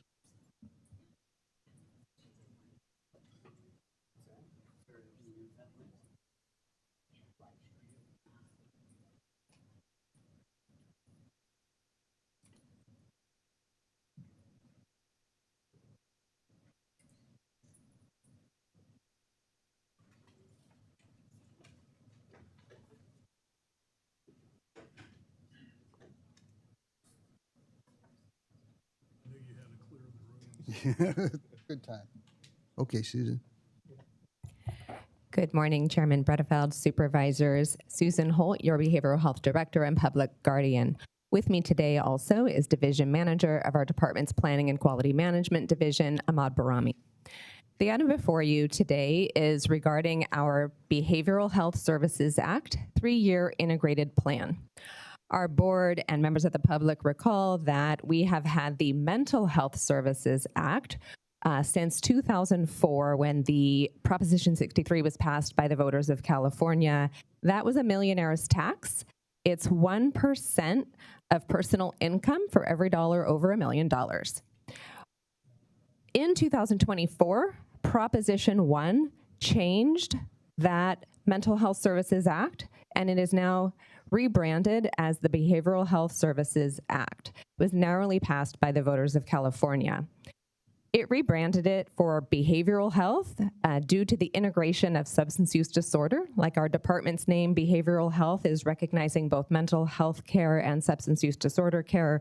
The rebranding of the act changed that as well, with an inclusion of the ability to utilize those funds for substance use disorder services. More importantly, it changed how we use those dollars from that millionaire's tax. Under MHSA, until July 1, coming up ahead, we had 5 categories to spend the money according to a plan developed in partnership with our stakeholders. That now is 3 more narrowly prescriptive categories under the Behavioral Health Services Act. Those categories are full service partnerships, which we've always had. It's our highest level of outpatient care, but now they'll have specific identified evidence-based practices which they must operate to fidelity. And we cannot any longer pay for housing of persons served in those programs in that category of money. And the reason for that is that under BHSA, 30% of that millionaire's tax goes to housing the persons who are eligible for behavioral health services under BHSA. So that's a new requirement for us to spend money. We already allocate MHSA dollars currently to pay for housing, but it's shifted into a different bucket and it's more expansive. In that bucket, we can also use up to 6% of that subset. Strike that. We can utilize up to 25% for us next fiscal year. That would be $6 million. To partner in the development of additional housing inventory. And so you will have seen that reflected in the plan, because for the people we serve, we know that access to housing is a real barrier. And then the other category is the behavioral health services and supports, which is sort of a catch-all for everything else. Bear in mind that the Behavioral Health Services Act dollars are about 19% of our overall revenue that we receive. But importantly, another element of the Behavioral Health Services Act is that it is not just about those dollars anymore. BHSA came with sweeping regulatory changes, and we include all other revenue sources in the integrated plan. And yet to be released is the Behavioral Health Services Oversight and Accountability. It's called the BODER. They like to pronounce all the acronyms, pardon me for not recalling. It's the report, Behavioral Health Services Outcomes and Accountability Report, which we have not yet seen released by this date. So we're building on our plan, and then we will reconcile the data collection and reporting on that. So that's a brief overview of your BHSA integrated plan. We did fulfill the requirements to engage all 27 required stakeholders. We've been in close communication with your county administrative officer, and I'm happy to entertain any questions you may have. Any questions, comments from the board? No? Any questions or comments from the public?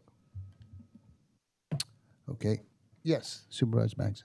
So with kind of the changing of the MISHA funds out there that we used to receive, we actually have less discretionary dollars, but we do have an opportunity to apply for a pot of money from the state, which you kind of alluded to. So with your presentation, I want to make sure the public is aware that when it comes to behavioral health resources that we used to get, and then our opportunity to have kind of local discretion, that was impacted. So can you talk about that briefly, and what kind of a loss in dollars? I think it's somewhere between $4 to $6 million a year, but you can talk a little bit about that. Thank you so much for the question. So as you would see reflected in the plan, and I appreciate Supervisor Magseg highlighting, another important change in that recategorizing of those dollars, I neglected to mention that the state under MHSA took 5% off the top for state-directed activities.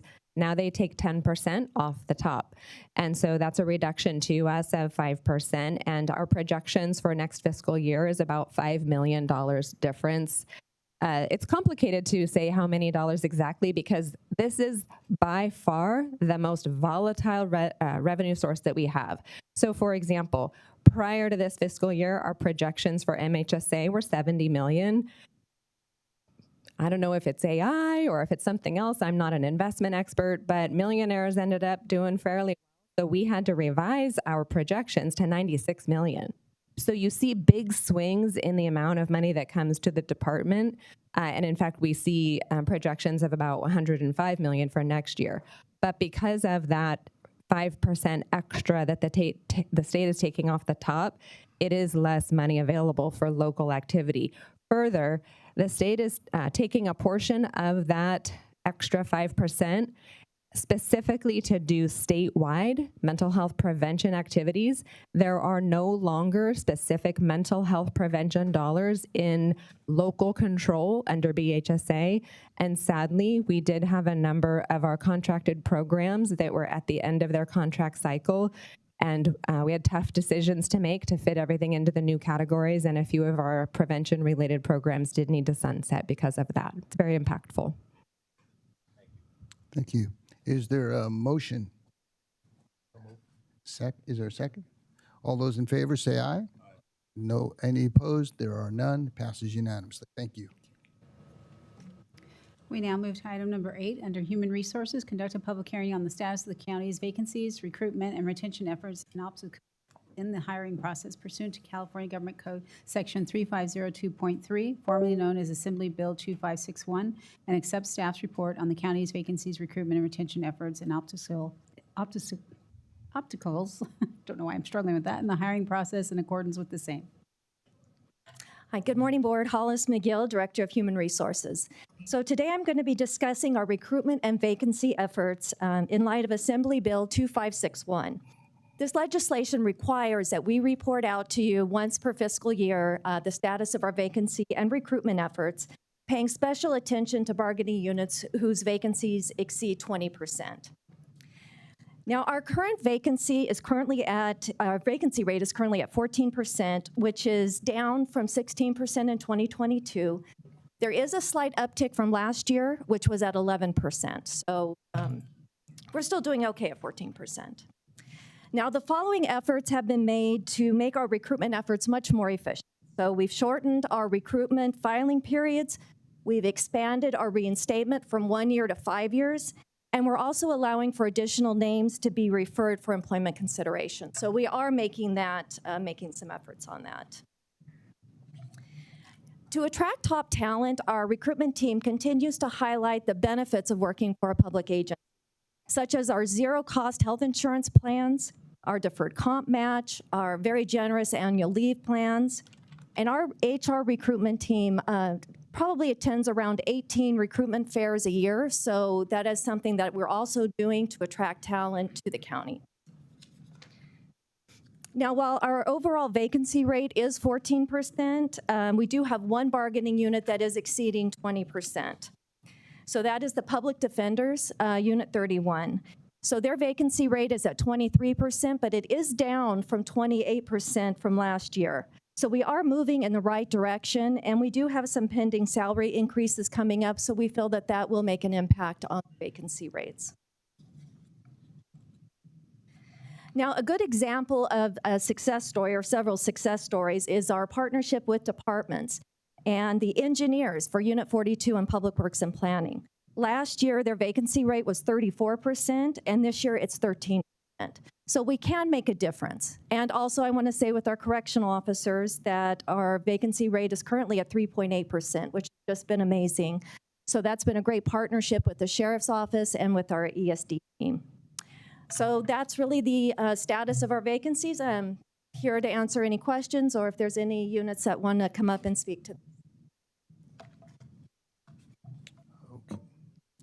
Okay, any questions or comments from the board? Let me go to the public. Comments from the public? Yes, I was just hoping to hear the status of vacancies within Unit 3, which is the social workers, as well as other units within DSS, which are Units 4, eligibility workers, job specialists. Thank you. So for Unit 3, we are currently at a 14% vacancy rate, and Unit 4 is a 14%, almost 15%. Okay, any other comments or questions from the public? If not, I'll bring it back to the board. Is there a motion? All those in favor say aye. Any opposed? Passes unanimously.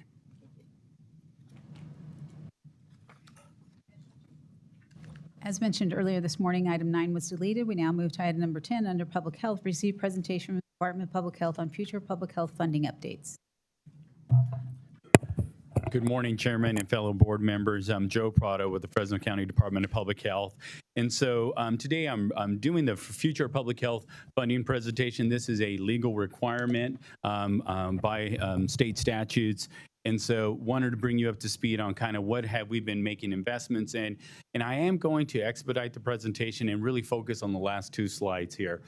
So we receive approximately $6 million a year, and 70% of that $6 million has to go towards staffing. And so we exceed that 70% every year. So we do make a heavy investment in our staffing here. And just part of these requirements is kind of let you know what's happening with mortality data. What are the leading causes of death? In Fresno County, when we looked at from 2021 to 2024, cardiovascular disease has gone down about 11.5%, and cancer rates have gone down about 3.4%. These two diseases are usually the top two on a consistent basis from year to year. And next here, I just want to point out the top reportable communicable diseases. Very consistently, we see chlamydia, gonorrhea, and syphilis as the top communicable diseases, and we are seeing valley fever at a higher rate than we have in previous years. And something about that is just we're really focusing in on its increasing conditions. What we're kind of seeing is melanoma within our mortality data is actually increasing at a high rate amongst males. So you'll start to see a little more education around skin cancer from our department and start focusing in on that education component with all of our assets and resources. Next, in morbidity, we're seeing a higher case of valley fever. So again, you'll see more education, more outreach, really focus on these two in these coming years. What I want to draw your attention to is a community health improvement plan. So your board usually hears a lot about community engagement and stakeholder engagement. This is kind of the result of that. We've went out and really listened to the public about what are the health conditions they're concerned with. We showed them all the health data. And so here are some top 3 items that we've landed on as a community. Priority 1, physical activity and nutrition. Priority 2, equitable access to health care. And priority 3, with our Department of Behavioral Health, mental health, and substance abuse. So public health doesn't do everything in all these areas. This is where we'll work with our hospital, our community-based organizations, our behavioral health partners to address this throughout the year. And challenges like physical nutrition, food, the reductions to SNAP Ed, we're going to work with those challenges that we have on just really creating a good nutrition curriculum within the department and still utilize our existing resources to get that information out. Strategic planning, we have gone through that process here through 2024, and we really are able to really focus in on those limited dollars that we have. And we've landed on these 5 key focus areas: community health improvement, public safety and health promotion, emergency preparedness and response, information technology, and workforce development. Every division, every program within the department will be focused in to make sure we are all working towards these goals as an entire unit. What I really wanted to focus a little more time is an innovative investment that you made as a board during the COVID response. We had ARPA dollars available, and your board funded the first $5 million for a county information exchange. This was in collaboration with Fresno County Superintendent of Schools, and we are now moving towards implementation. The first phase of implementation is a focus on suicide prevention. We have infrastructure in place with hospitals to be able to identify an algorithm where any child with suicidal ideations will actually then, there will be an email sent to a school district that is participating with us here. We have 5 school districts participating right now for implementation by fall of this year. At the end, by fall of this year, we could have 70% of all school-age children receiving an alert, and it will go to a care team at the school district. So it's another way to support our children that express suicidal ideation. So excited about that moving forward in fall of this year. The next piece of the county information exchange is what we told your board during that allocation is we saw a huge opportunity to where as we make investments, how are we ensuring we're not duplicating services? And so what you see on the board here is actually a social services circle, behavioral health, public health, and education. Right now, what we see is millions of siloed investment, no data-driven understanding of return on investment, inefficient care coordination. With the information exchange, think of an IT platform where you could see now who is servicing a particular client. You could see if there is a social services social worker, is there somebody in a community-based organization, do they have a public health nurse? So maybe we could have too many people servicing one particular family. In this diagram here, you see this dotted square here. I'm calling this the investment square. When we came together, the human services departments, we put something on the board, and it was how much are we all investing in care coordination services, patient navigation. We all called it a little bit different. When we put that on the board, that was a $300 million investment. And out of that $300 million, we had 70 to 80 contracts, and we have multiple databases. But none of the databases actually communicate with one another. So how do we know we're duplicating services? We don't. We don't unless we are able to do the deep dive. We're creating the IT platform for us to be able to see that now. We could see where duplication is happening. But we're also going to see, in this circle here in the center, we're going to see outcomes. Maybe we don't need to fund 100 programs. Maybe we just need to invest in 50, 10 programs to actually get the results that we need. That is going to be the benefit of us sharing data amongst the county departments, but also with our education partners. With our education partners, if we're able to now get absenteeism data, maybe you didn't see a benefit in a mental health outcome, but you saw a benefit of them attending school. So this is, I think, something that is going to really help us manage our resources more efficiently throughout the county. And it is all predicated on making sure we are able to share data amongst the county departments and with our partners outside. Department of Public Health, we are taking the first step. We're issuing an RFP, and it's going to be a mandatory for community-based organizations to actually feed into this information exchange so we can manage our resources more efficiently and really document those outcomes. So that concludes my presentation. Available for any questions. Yeah, I want to ask a question about valley fever. Now, is that a specific test? I know I'm asking you a medical question. Yeah. Or Yeah, is it, it's a diagnosis from a doctor with certain test results being provided. So it is documented and reported to the health department. right, but it could be something else similar to valley fever. And So it's treated, and the treatment works. yeah, so with the diagnostic codes, the doctor has done the differential diagnosis and evaluated it and has landed on valley fever. There are other symptoms that may look like valley fever, but it is the doctor making that determination that it is actually valley fever. Right. Yeah. Any other comments or questions from the board? Any comments or questions from the public? If not, I'll bring it back. I understand we need to take a vote on accepting this report. Is there a motion? Okay. Motion Supervisor Mendez, seconded by Supervisor Chavez. All those in favor, say aye. Any opposed? Passes unanimously. Thank you. We now move to item number 11 under Public Works and Planning. Consider and adopt negative declaration based on initial study number 8544, including conditions of approval for amendment application number 3866, and find that the proposed rezone of subject parcels totaling approximately 1.26 acres from C-6 zone district to M-1 zone district is consistent with general plan and county adopted Roosevelt Community Plan. Madam Clerk, yeah, remind you I'm going to recuse myself on this. Has to do with when I transferred money from one account. It may have doubled some things up, and I don't want any issues. Thank you. Thank you, Supervisor Pacheco. Go ahead. Good morning, Mr. Chairman, members of the board. Tawanda Mutunga with the Department of Public Works and Planning. Before you this morning is amendment application number 3866 and initial study application number 8544. This is a legislative item requiring final action by your board. The applicant is requesting to rezone 2 vacant parcels totaling approximately 1.26 acres from C6 General Commercial to M1 Industrial. The application was considered by the Planning Commission. The Planning Commission voted unanimously 5-0 to recommend that your board approve the rezone and adopt the negative declaration. However, as noted in your board packet, department staff requests a correction regarding 3 recommended conditions of approval originally forwarded to you by the Planning Commission. These 3 conditions were included in error, and staff recommends that they be deleted. The first one is condition number 1, requiring a site plan. Adherence to a site plan, which is inappropriate for a legislative rezone. Specific details will be addressed in the current mandatory site plan review process. We also request in condition number 2 be deleted, which mandates an SPR prior to permits.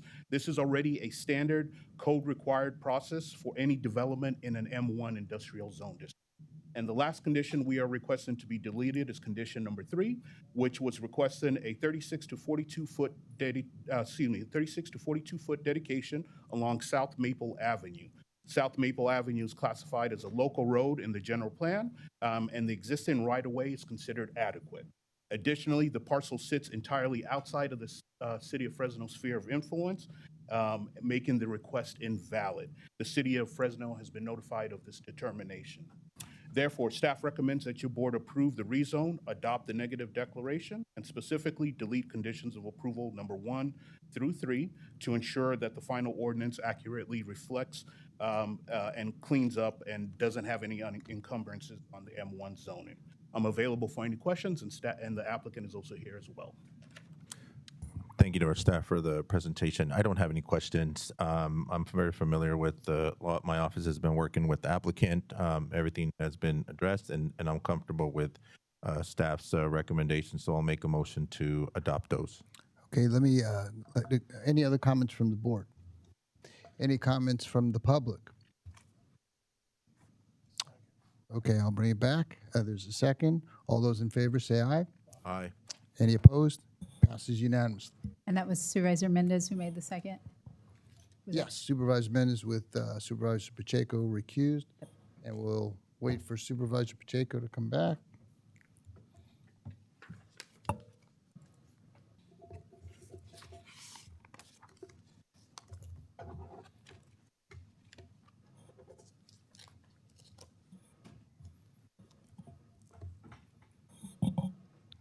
I'll read the item into the record, Supervisor, if that's okay with you.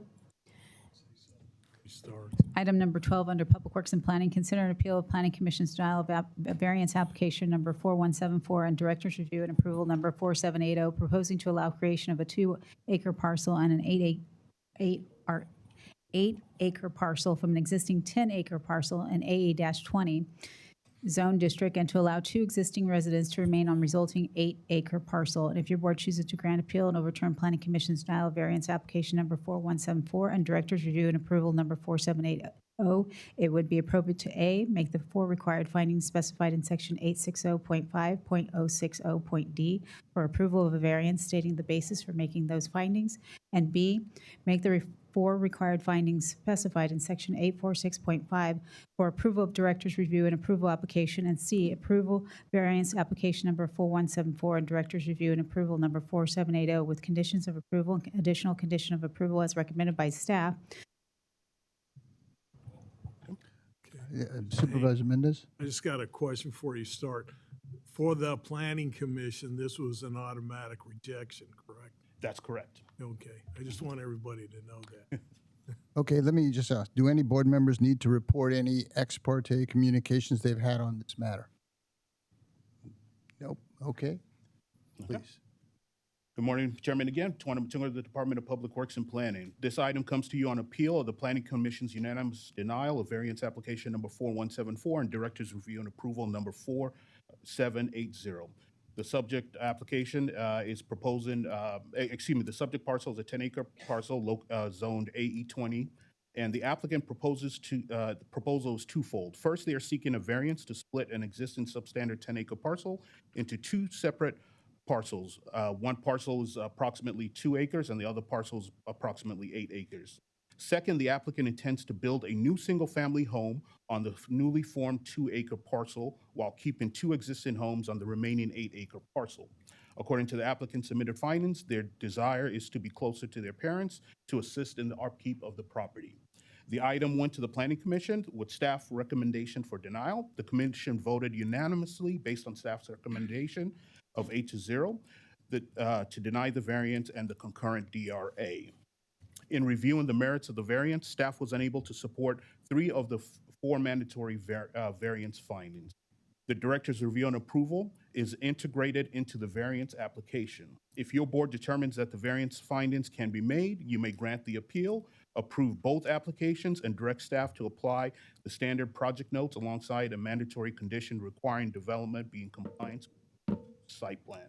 I'm available for any questions you may have at this time. Okay, I'm going to now open the hearing to receive, well, first of all, does the board have any questions? This is my district, Mr. Chairman, if the applicant wants to say something, but I'm prepared to make a comment once they're done. Okay, I'm going to open the hearing to the public. The appellant is here. Yes? Okay, you have 5 minutes to present, if you want.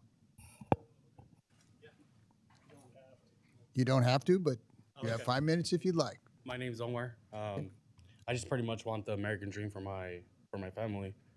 My parents have a 10-acre lot, just like Pacheco, Supervisor Pacheco. Like I know you mentioned that you had a ranch, the ranch life. Like that's what it is. It's gonna boils down to my parents. Like, hey, I got 10 acres lot. I would love to see you and my grandkids grow up, build your house, build your forever home. My business right now is growing, and then right now I'm struggling a little bit because I'm an auto transporter, and it's kind of hard to trust some of the yards where I park my semi and then also my trailers. We all know Fresno, and we all know the struggle that comes with Fresno, which is for us the biggest struggle is finding a good lot so they don't steal the catalytic converters. I already came across the issues already twice, and it's getting to the breaking point where I just have to park my setups where I live at. That way I know I could transport my customers' cars the way I pick them up. And it's just getting to the point where I'm like 3 cats away from the point of just break. And I just want to give my family the opportunity to just grow up next to my parents, help my parents out for the crop, help my sister out for the crop and all that good stuff. I'll handle it. Okay, thank you. Thank you. Any comments from the public in favor of the appeal? Any comments against the appeal from the public? Okay, one person. Oh, you go. Good morning, board members. Radley Reed. Yes. Board members, in my opinion, there is no legitimate or legal way to grant a variance that creates new substandard size parcels, except for the home site provision that I'm sure you're all aware of. But in this case, the applicant is not requesting the variance under that particular part of the code. And the acreage does not meet the minimum requirements anyway for that part of the code. So if you decide to go and on your own, step out and decide differently from staff and differently from the Planning Commission, then you're going to need to make some findings. And I'd just like to talk about 2 of them, the first and the second. So the first is that there are exceptional or extraordinary circumstances or conditions applicable to the property. The applicant has listed two circumstances. One is the desire to continue agricultural productivity, and the other is to care for elderly parents. Well, in keeping in mind that the extraordinary circumstances and conditions are attributes of the property itself and not the personal circumstances of the owner, then the fact that there are already two homes on the site, or that the property owner wants to take care of aging parents and continue farming, do not constitute exceptional or extraordinary circumstances of the physical nature of the property. So those reasons can't be used to make the finding. With regard to finding 2, that the variance is necessary for the preservation and enjoyment of substantial property rights, one is listed as improving farming efficiency and the other protecting family property. And I entertain the idea that improving farming efficiency, protecting family property are not, through parcel splits, are not a right enjoyed by the applicant. Okay, thank you. Thank you so much. Thank you. I'll close the public portion, bring it back to the board. Supervisor. Thank you, Mr. Chairman. I want to state for the record, I do not know the applicant and have never met or seen him until today. Lucky for him, though, I am elected by the people, and I don't represent Mr. Bradley Reed. As the supervisor in that area, I do believe, I see a little irony in this, that we discussed the family, and this is a family issue today. It is to preserve a small family farm. It's to help take care of his ailing father. And as he stated, the American dream. I live across the street from my parents. That's a way of life from where we come from. As Supervisor Mendez said, according to the strictest adherence of the law, the Planning Commission doesn't have that authority because it does not comply. But given the graces of the people of Fresno County, we have the ability that we can have the exception to the rule. I believe that all 4 findings can be met. I have met them for the reasons that I have described here, as well as others. And again, I will make the motion to grant the variance and to let this proposal move forward with everything of staff's recommendation. And the second by Supervisor Chavez. All those in favor say aye. Any opposed? Passes unanimously. We now move to item number 13 under Public Works and Planning. Receive presentation from the Department of Public Works and Planning regarding county service areas, water works districts, and special district operations and infrastructure.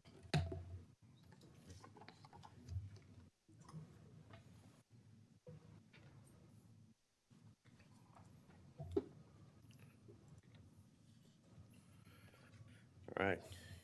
Good morning, Board. Chris Baum, Special Districts Manager with Public Works and Planning, here today to make a brief presentation on special districts in general, and then also focus on the county-maintained special districts, what we've been working on, what challenges we face.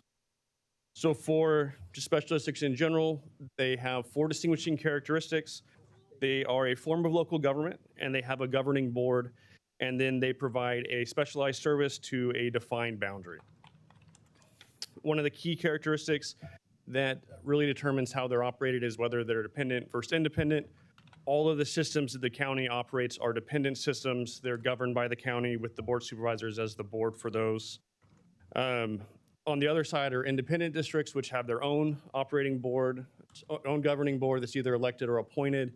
Typically, the difference is they operate much more autonomously, and those would be community service districts or irrigation districts. Correct. It's in all of them. So for the ones that we operate, the Board of Supervisors is the governing body, but all of those districts are established to be financially independent. And that's either through fees, assessments, or grant funding. We have 130 unique special districts budgets that provide a variety of service. The most common ones or the most highlighted ones are water, sewer, and then approximately 100 miles of roads that special districts themselves maintain. The first of those were formed back in the 1960s, and it kind of grew to that 130 district number until about 2010, where we started moving away from creating additional ones. So as I mentioned, the main services that we provide that get more attention are water and wastewater. We have 22 water systems and 11 wastewater systems. All of those are permitted and regulated by the state, and then they're maintained 24/7 by our team of 13 water and wastewater operators.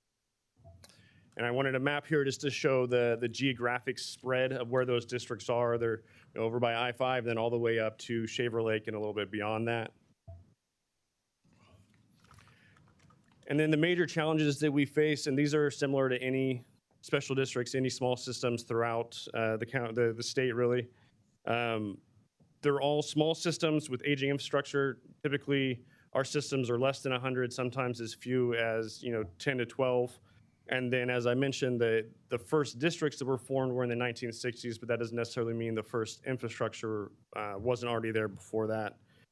We also face difficulties with water quality. That's, we're stuck with what we're pulling out of the ground, and if we have compliance orders, the cost to treat that can be especially high, both for capital projects to get that dealt with, but also for higher long-term operational costs that ends up having to be passed on to the residents, again, with relatively small economies of scale to pass that cost around.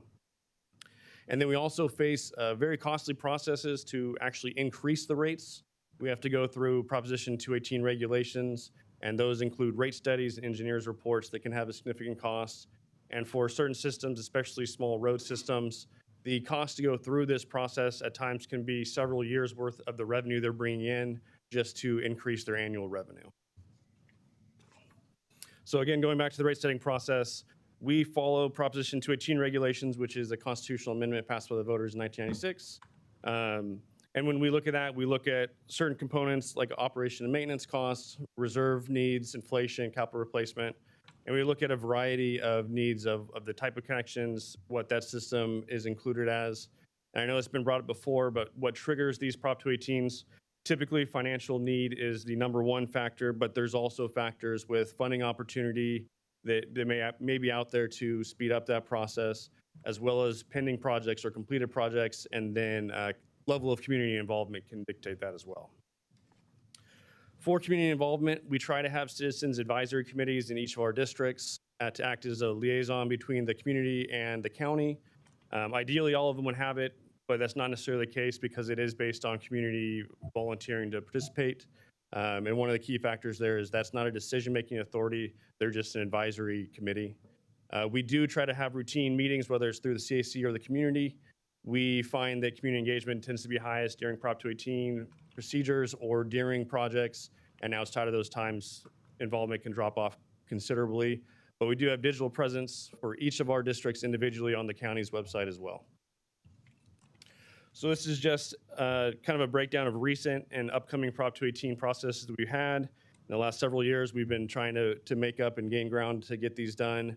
The most recent one was at the previous board meeting, and we have two other Prop 218s that are wrapping up at the next one.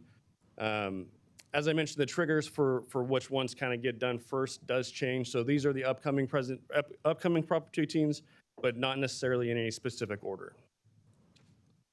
And then one last thing I wanted to highlight is just the ongoing grant funding. As I mentioned, the costs with these small systems to do projects on their own can be very prohibitive. So a lot of times infrastructure projects especially rely on funding. We've had a lot of success with the state's Division of Financial Assistance for O&M subsidies, technical assistance, and then projects themselves, as well as the Department of Water Resources for construction. And then the County of Fresno through ARPA projects was a big benefit to a lot of our systems, as well as the Community Development Block Grant.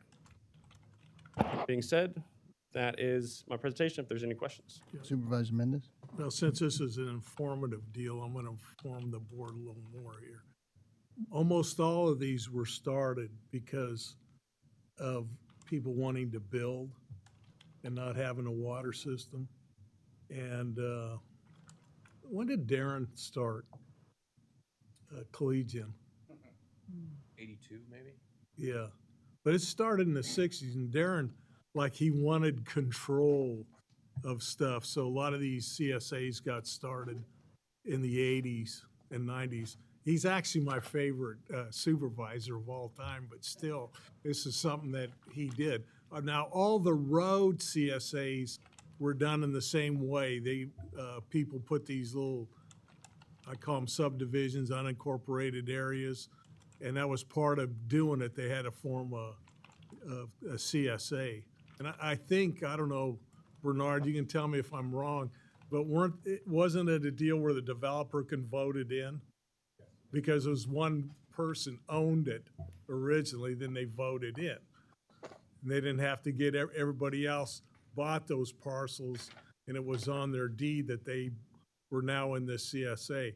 I hate CSAs, and I hope when me and Brian leave, nobody ever talks you guys into CSAs, because they're just horrible deal. We're always having to manage them, because we manage them, and then everybody gets, a little ticked off when we have to raise rates, go through the Prop 218. And it's hard enough to be a CSD. A CSD, the people are in control of it, but we've had problems with certain CSDs in the county too, so it's not a fix-all deal. So I just wanted to say that, just helping, throwing out more information. Any other comments? Yes, Supervisor Magson. Yeah, so I appreciate Public Works bringing this forward and talking about it. Recently, I've had a number of CSAs, waterworks districts, and other county-controlled entities that have had to go through rate increases. And I know that in some cases, when it comes to water, there was some relief that was provided. A couple meetings ago, there was an increase that was needed for sewer at a mobile home park in the Friant area, and some of these increases are substantial. What's driving a lot of this is cost of power, cost of people, insurance, and regulations, which are brutal. So we need to, I think the county needs to be paying closer attention to the areas that we are managing. A lot of them, there's more development that needs to take place. I look at Millerton Newtown, which only about a quarter of it's built out based upon what they can build. And a lot of the systems that the county took control of back in 2010, those systems aren't operating as we had hoped. And so there's additional systems and improvements that need to be made. But then there's other sewer plants up at Shaver that the county maintains that are very aged, and they need additional revenues to make upgrades to those facilities. So this is a sticky wicket. I don't have a good solution for how to fix this, but if people don't have sewer or water, their homes basically become worthless.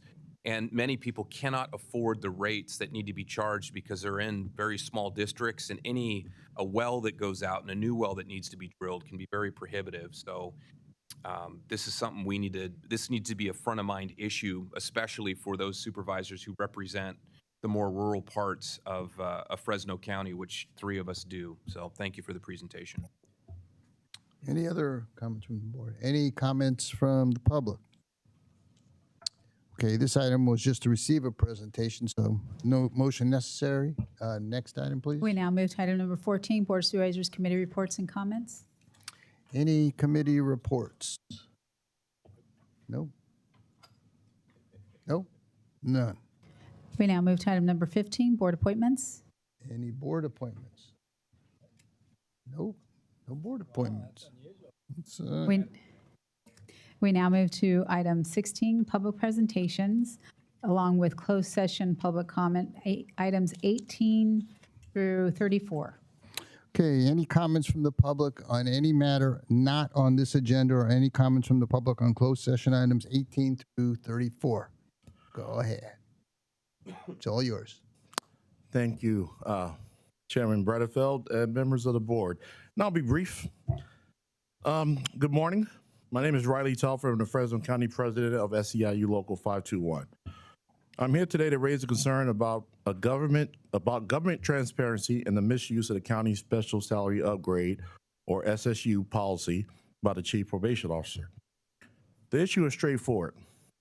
The Chief used the SSU policy twice to effectively place a supervising juvenile correctional officer into the role of an Assistant Deputy Chief Probation Officer without a competitive process as required by the Civil Service Ordinance. This was not a fair or transparent promotion process. It bypassed at least 15 to 20 other qualified employees who had more experience, skill, and/or education. The chief may attempt to allay your fears by claiming an exaggerated immediate need existed. As a 20-year senior employee at the Juvenile Justice Campus, I attest that no such urgency existed. On both occasions, these decisions were made in secret and announced only after a 7 to 10% lifetime pensionable salary increase had already been awarded. And the violations didn't stop there.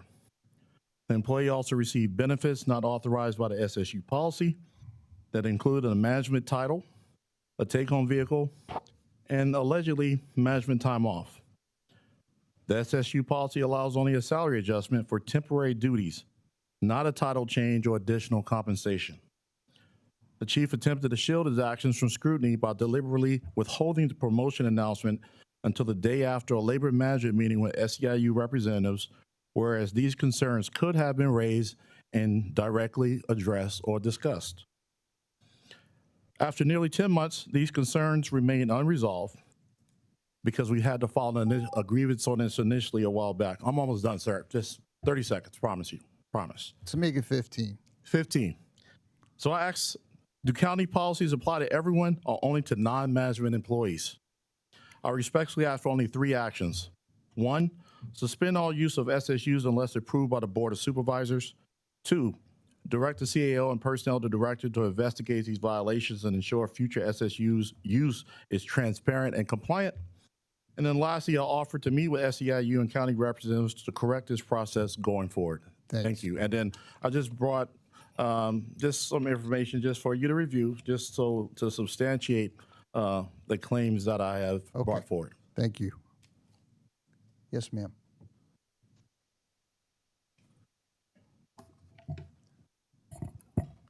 Good morning, Chairman Bredefeld and members of the board. My name is Karen Franconi. I am here today to express a concern about the proper use and alteration of the County of Fresno seal. Recently, I saw a flyer for an event that occurred this past June. On that flyer, the Fresno County seal was prominently displayed, but the coloring of the logo appeared to be altered. My understanding of county policy is that the official seal cannot be used on marketing or publicity materials without prior written consent from the county. Furthermore, I would think that modifying or altering the official colors of the seal would be prohibited. Because county policy restricts the use of the official seal in any marketing or publicity materials without prior written consent, I am concerned about how and why this logo was used. I would like to ask if the county authorized the use and alteration of its seal for this specific event. I have brought copies of the flyer to hand to the clerk of the board for your reference. Thank you for your time and for looking into this matter. Thank you. Yes, ma'am. Yours. Good morning again, supervisors.